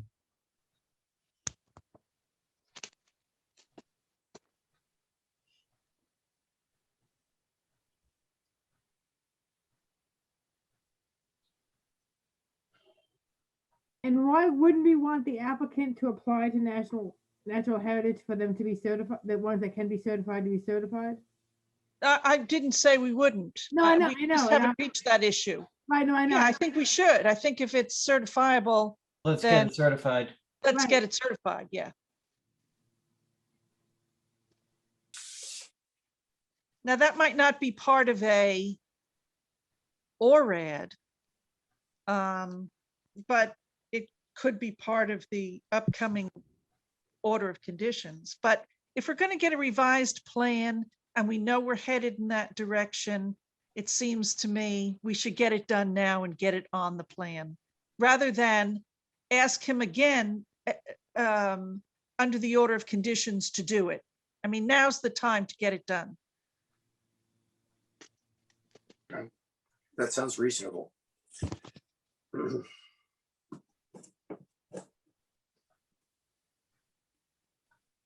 Yeah.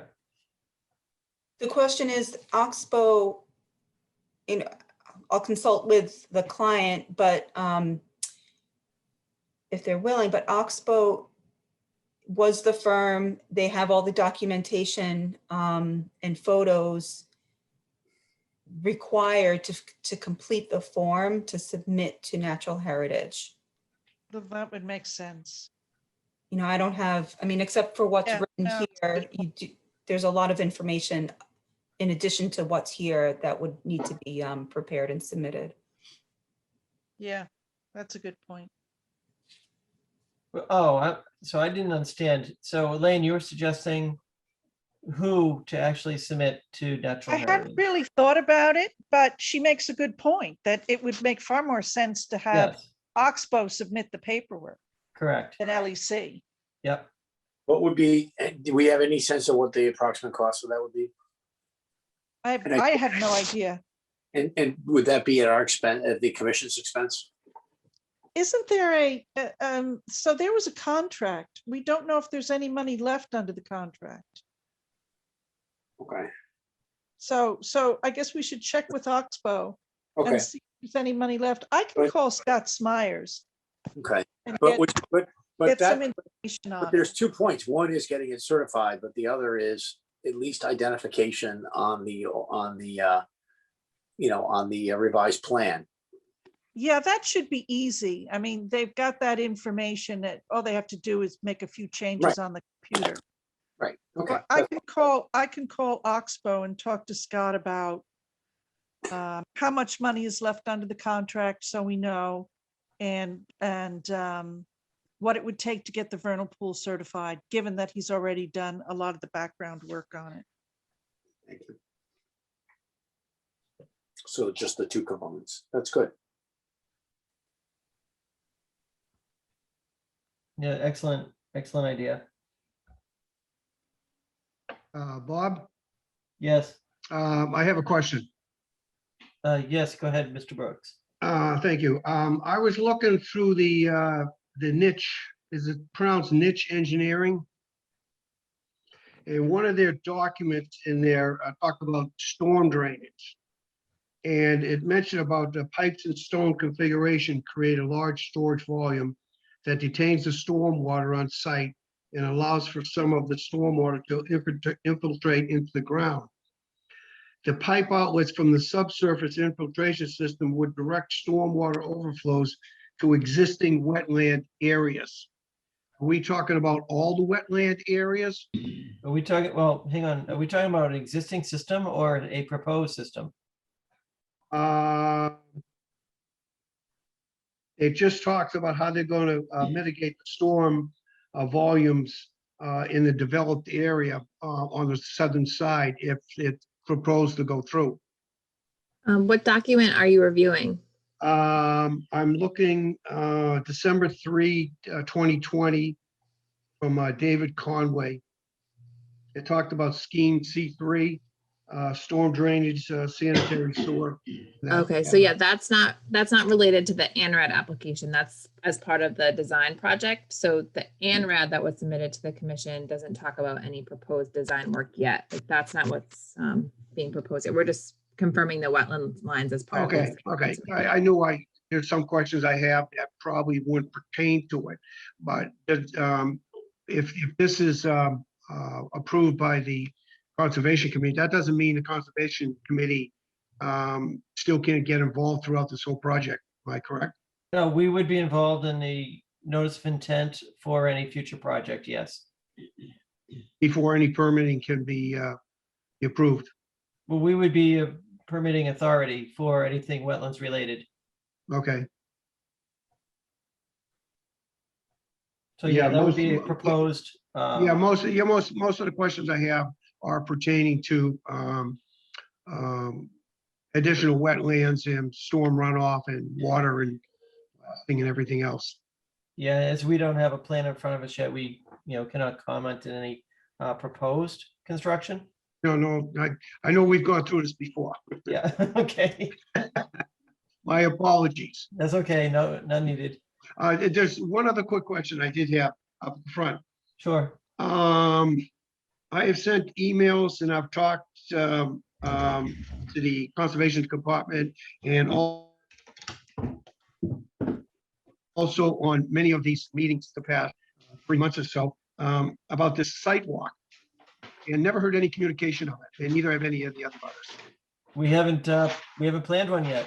Okay. We're waiting for this process to kind of unfold before. So we it's even plan one. still open at this point in time. Correct. We have not planned a sidewalk Okay. yet. That's correct. Okay. Mhm. So, in terms of having a sidewalk, I guess the question is, it sounds to me like Oxbow kind of, that in almost all the material ways, they didn't really take any issue with the proposal. Is that? So I guess the question, Yeah, that's Yeah. true. Yeah, and some so the minor question, flag, so the some question minor I, flag relocations. the question I'm gonna ask is, should we do a site walk or no?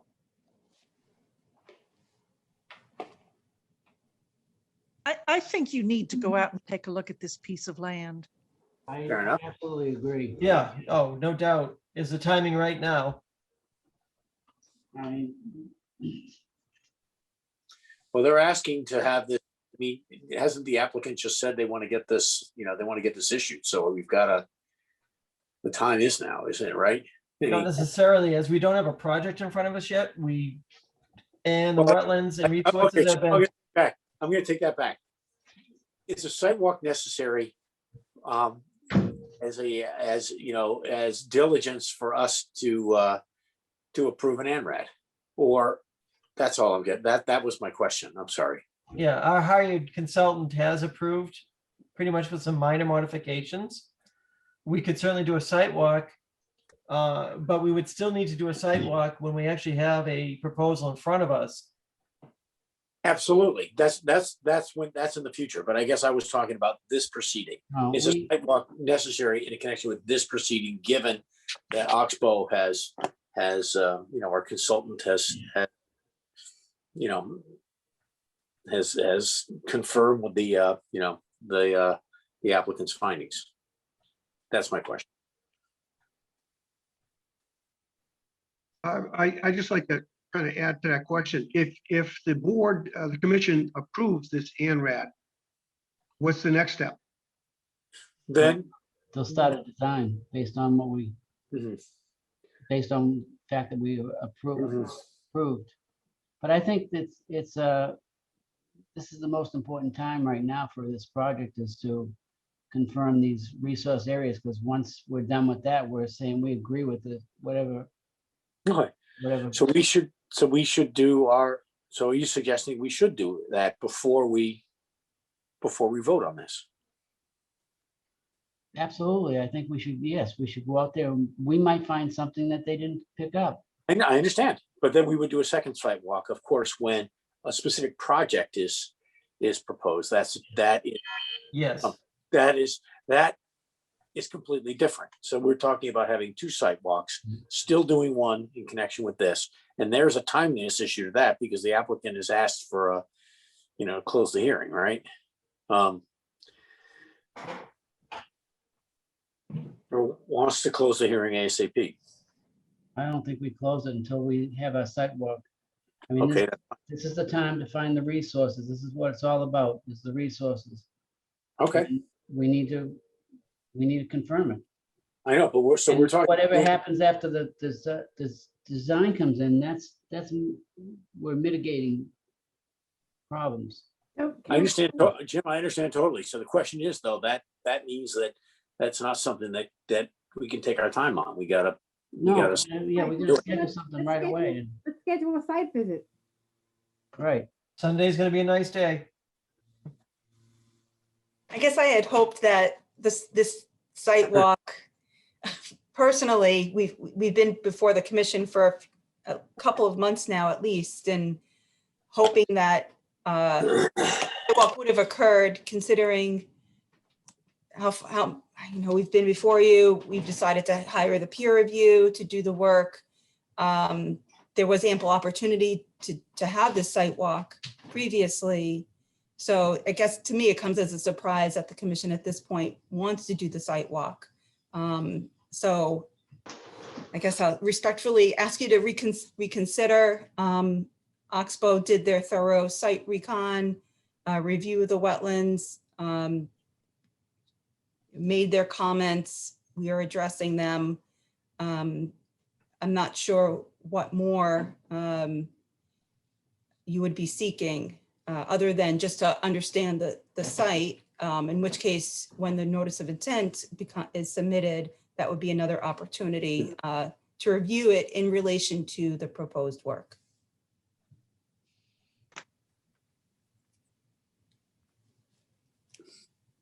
Oh, I don't agree with that. When did we receive the Oxbow report? I'm sorry to be, I'm looking, OXBO report was issued in April, on April 21st. okay. So over 3 weeks ago. Okay, so I guess the point was it was issued 3 weeks ago. We haven't had have we had a meeting since then? I don't know if we had. It was continued. Oh, it was continued. So, Yeah. but I mean, so this is the first time we've had a chance to discuss the Oxbow, as a commission to discuss the Oxbow report. And I do think in fairness that, I thought that we always contemplated that we would want the benefit of the Oxbow report. So if they made comments, we would, in our site, we would focus on the, you would give us the opportunity to focus our sidewalk. So I guess what I'm saying is I don't think drag here. I don't think. I'm not trying to, I understand your desire to move forward, but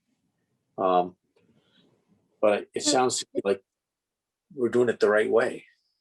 It would mean another 2 weeks, right? Yeah, so in fairness to, LEC, I would suggest that we do Do it this whatever we week? can do this weekend, yeah. Right.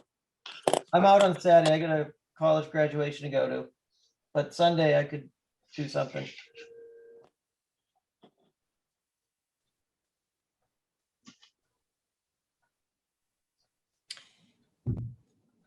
I would be available on Sunday.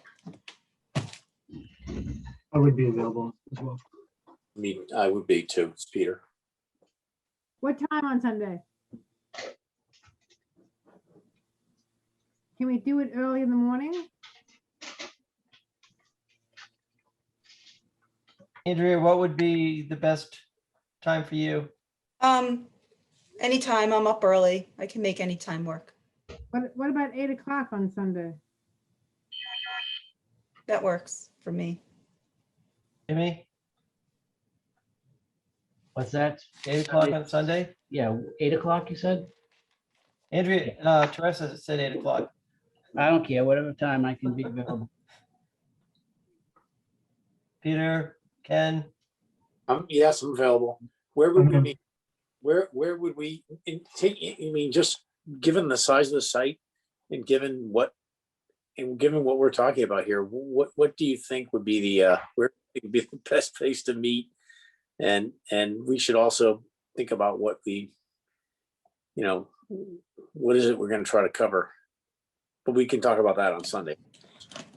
I think if we park in the parking lot for the high school, that has the most ample parking, and then we could walk Right by from there. So we just meet at the gates, the Hemlock at the Hemlock Road gate to the break car. Is that right? yeah, the Yeah, entrance to so break that's- out, yeah, right Yeah, around the there, yeah. vocational school, the vocational high school parking lot. Right by Correct, thank you. by the big green gate that goes Yes. in. Okay, that's fine, at 8 o'clock. So I'm Yep. I've never been to the Voc Tech, so it's pretty easy to find out where Do you know what As far Hemlock as you can go. Road? Drive until you can't drive anymore. Yeah, as far as you can go. Yeah, and You won't miss it. You would crash into the gate if you, but you know which one Hemlock Road is, Teresa? Yeah, I know where it is. Just Yeah. keep going Yeah, straight. Go all you'll the way see up the hill and all the way and just go straight. And if you didn't turn left or didn't turn right, you would be stopped by the gate reading it. Through the first gate, there's a stone through the first gate. Keep going as far as you can go. Yeah, go by the gatehouse, go by the guard shack, into the parking lot. At the end, you'll see a large stone structure entrance to the breakout reservation. Okay, I got it. Thank you. So there are some trails, but I still recommend wearing sturdy boots because we'll most likely be going off trail into the woodlands. So boots, like rain boots, like what kind of boots? Hiking boots, sturdy hiking boots. Waterproof hiking boots? Doesn't have to be waterproof. I want specifics at the footwear. Sorry. You're better off with, Gore-Tex, leather. yeah, Gore-Tex hiking boots would be best. Hiking boots, I got it. Thank you. Okay, good. Light clothing if possible. Look for ticks. Yes. Okay. Deet. Okay, so the public is invited to this sidewalk, is that, It's public property, correct? no, but I mean, we just had a request from Yeah. just had a request from an abutter to, about the sidewalk, and they just want to make sure that, that it was Yeah, clear. I'm sorry, Peter, to interrupt you. I'll let the rest of the abutters know and some of the residents around the area who we've been in a lot of communication with over the past few months. I'll let them know, and whoever wants to go can go. Okay, but I think it's also important to say that,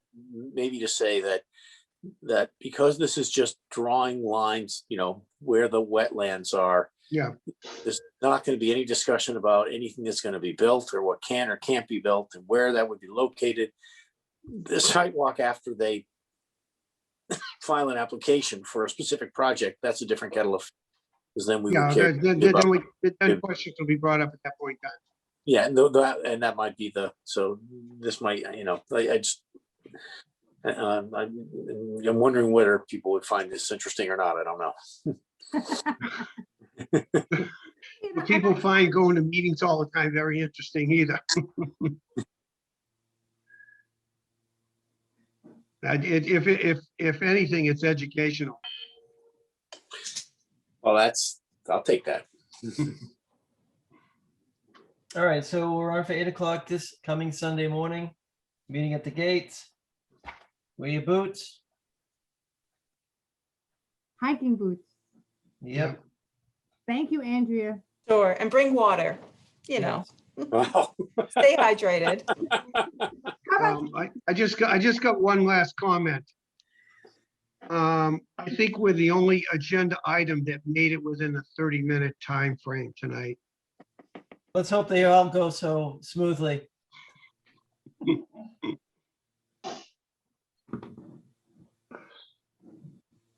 All right, so Sunday, 8 a.m. We'll see you then. Great, thank you. Good Great, night. thank you all. Bye-bye Bye. now. Michelle. Take care. All right, old business, new business. There's nothing shown here. Elaine, do you have anything? Yes, there's a request for an extension permit. Is that for Foundry? Oh, Foundry Street. No. No? Wait a second, let me just check the agenda. It's for Eversource. It's for the Eversource line. Wait a second, let me find it's not on your agenda? No. Let me get the agenda file. Hold on.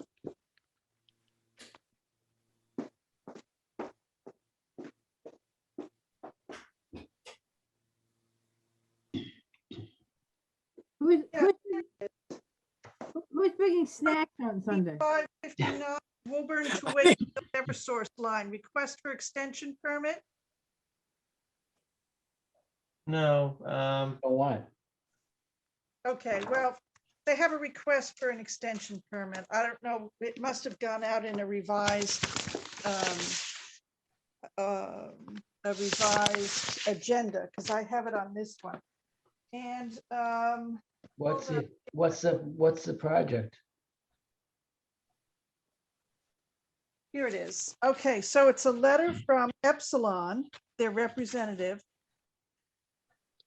And it's dated May 4th, and it says, "Dear Wakefield Conservation Commission members, on behalf of the New England Power Company, Epsilon Associates is hereby requesting a 2-year extension to the order of conditions issued on November 2nd, 2017 for the Woburn to Wakefield line project in the town of Wakefield. According to the Massachusetts Wetlands Protection Act General Condition 5, this order may be extended by the issuing authority for 1 or more periods of up to 3 years each upon application to the issuing authority at least 30 days prior to the expiration of the order. Due to the ongoing coronavirus pandemic, Massachusetts is in a state of emergency.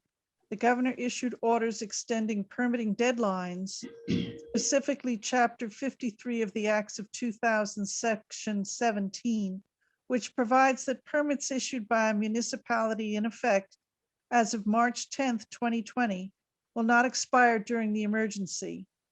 New England Power respectfully requests a 2-year extension for the Woburn to Wakefield project. So they're covered under the coronavirus extension. They're covered. So we they're don't need requesting a extension. 2-year extension. I'm sorry, Teresa, what?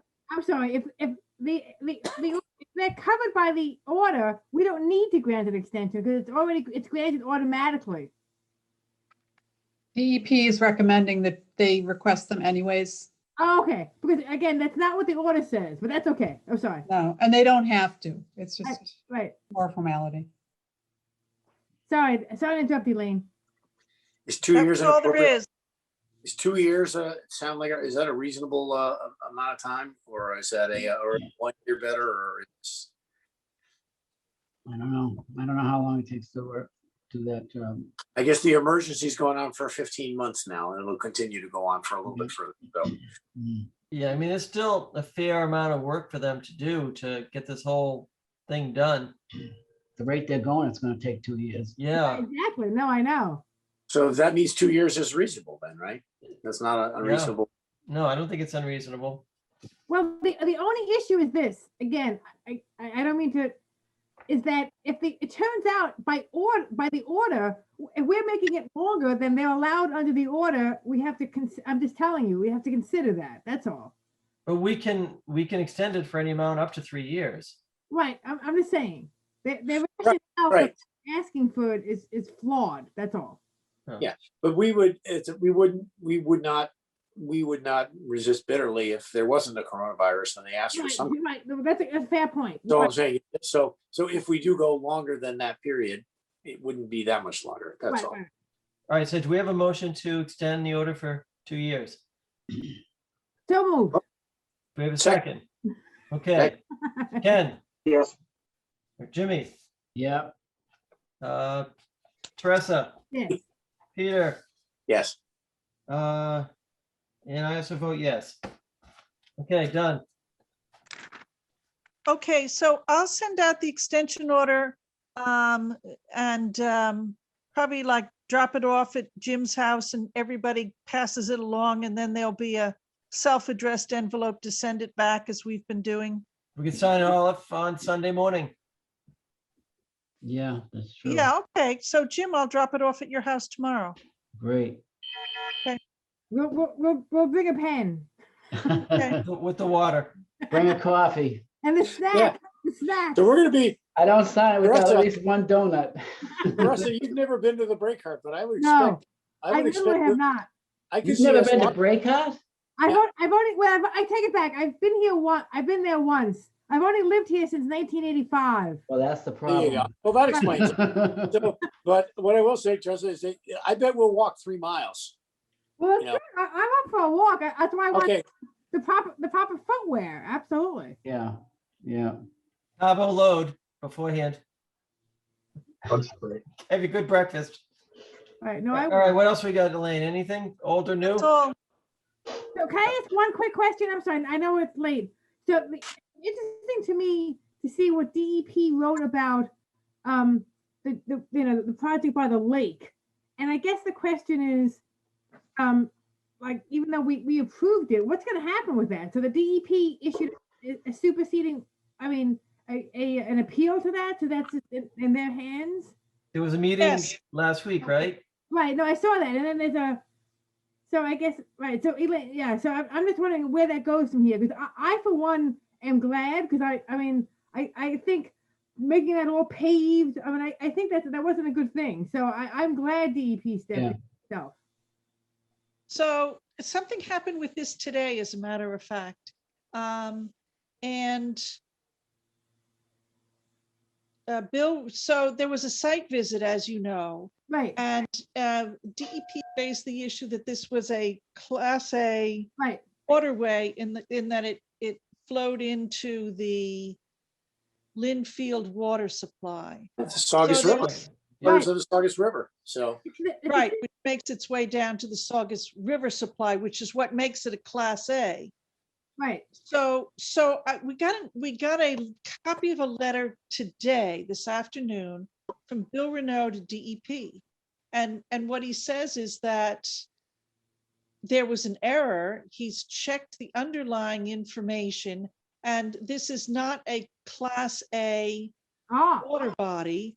And he wants that, and he thinks that DEP should correct the information because it's just not correct.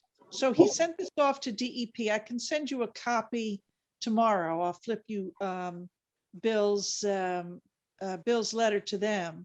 And so he's waiting to hear back from DEP on this. So I think basically what's happening is DEP says it wants the town to redesign it to accommodate a Class A water body. And Bill Renault is writing back and saying, no, you're wrong. This isn't a Class A water body. I don't have to redesign. So Did you that's check where with we Bill? stand this afternoon. Did you check against what Bill came up with to make that? No, I didn't have time. This Hey, just. should we, is I it read possible that we quickly, would and care that's about, all I had time to do. I'm sorry, Peter. is it possible that we would care about whether this is a Class A water body in the future? I mean, this is the kind of thing where. Yes, it would. It affects anything you want to do around the lake. Well, also in effect, like, grants to do work, or, I mean, I mean, that's what I mean. Is this classification something that could actually have, in, 4 or 5 different ways, relevance, It could impact any future development along the lake. Yeah. Okay. Or its tributaries. Yep.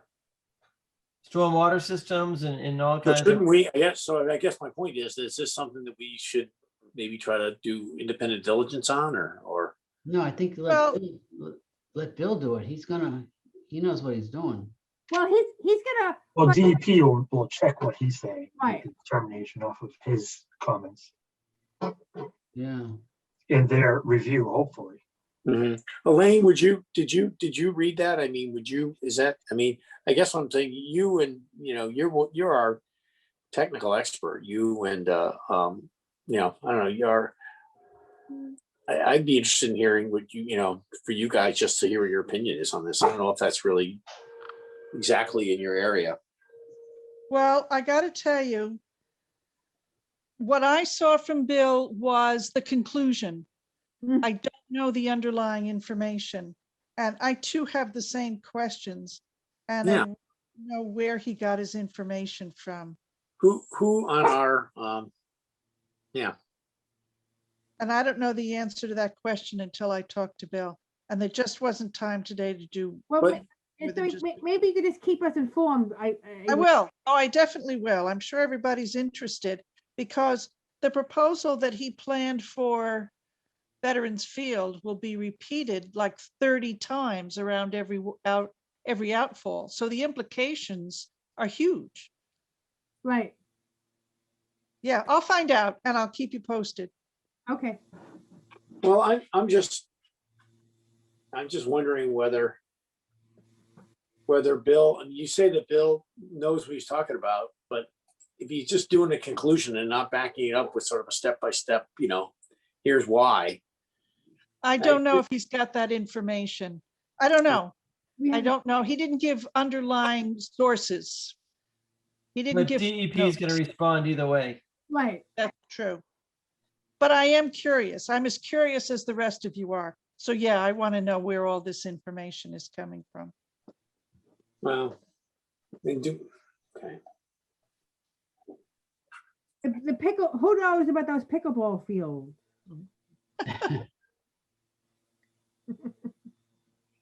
I have to learn how to play. Yeah. Does Rebecca have any particular expertise in this in on that subject matter? I'm just wondering who's got, whether Bill really is, I mean, if you guys are as expert as Bill. I think this was, I think this is a question of first review for all of us. We've never dealt with Class A water bodies before, except for Crystal Lake. And we just don't do this. This is the first time we've been involved in this sort of. So yeah, it's the first time. Not a common. It's also not a common, change. All that stuff has been mapped. Yeah, no, and all I'm really getting at is if Bill, if it's a first impression for Bill, and it's a first impression for you, and it's a first impression for Rebecca, to say that, oh, we'll let Bill do all the work and we'll just do a monitoring thing versus trying to collaborate with him, trying to understand whether he's doing it, whether it's right. I don't know. That's Well, all. I want to find, yeah, no, I get that. I want to find out where he got his information from. Yeah, you want to Yeah. know what, so you you might as Yeah, well. yeah, I want to know as much as Bill You want to does. start, where he, get up to Yeah. speed. But I do. But I would be interested in because you're a trained lawyer and I'd be interested in your analysis. So that's all I'm saying. Okay. All right. I'll find out. All righty, so we'll see everyone. Oh, motion to adjourn? Well, is that it? Anybody? Second. Hang on. Judy, you have anything? Rebecca and I are working on the bylaw. Oh, okay, sorry. I do love that link you sent us, the comparison town by town. Very interesting. So, Yeah. Judy, what are you using as a starting point? Well, I think you should start off pretty conservatively. The setback, the bond, and maybe memorializing the consultant rule. Even though it's already been voted in, it's recommended that it's memorialized in a bylaw. I would start off with those three. I think that makes good sense. I have a thought too, and that is you may want to regulate areas that are less than a 1/4 acre foot. Ooh, interesting. I would hesitate to have that at the initial. If you want to get a bylaw, maybe that's something you could add later. But I think the more things that added in, the more room there is for people to be hesitant and think that's going to affect their property. But how likely are you gonna be able to add things later, Judy? That they do it all the time, make additions. Because I think if you start off with too much, it's much easier for people to get overwhelmed with information or just not want to read it. And all they'll see is this is going to impact my property rights.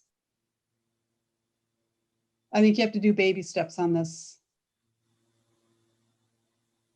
Well, what about that 50-foot setback from a stream thing idea? I'm hoping that's going to be repealed.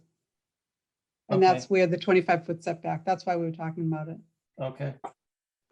Because this setback would actually have performance standards and guidelines, and so it would make it easier for the applicants and for the commission for enforcement. Okay. So the plan is for us to be able to get that in final shape for the fall town meeting, Judy? Correct, correct. Great.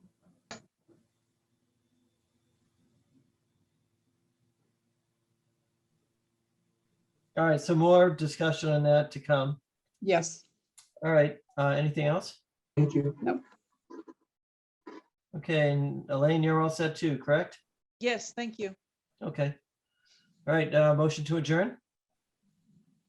So moved. Second. Peter, second. Okay, Ken, Yes. Jimmy, Yep. Peter, Yes. Teresa. Yes. And I also vote to adjourn. See everybody Saturday morning. Sunday. Sunday morning. Sorry. I'm losing track of time here. Won't see anyone Saturday. No, You be No. by yourself. I'll be at a graduation, yes. All right, well, enjoy that. Take care, everyone. All right, all right. All Good right. night, everybody. Bye, everybody. Bye.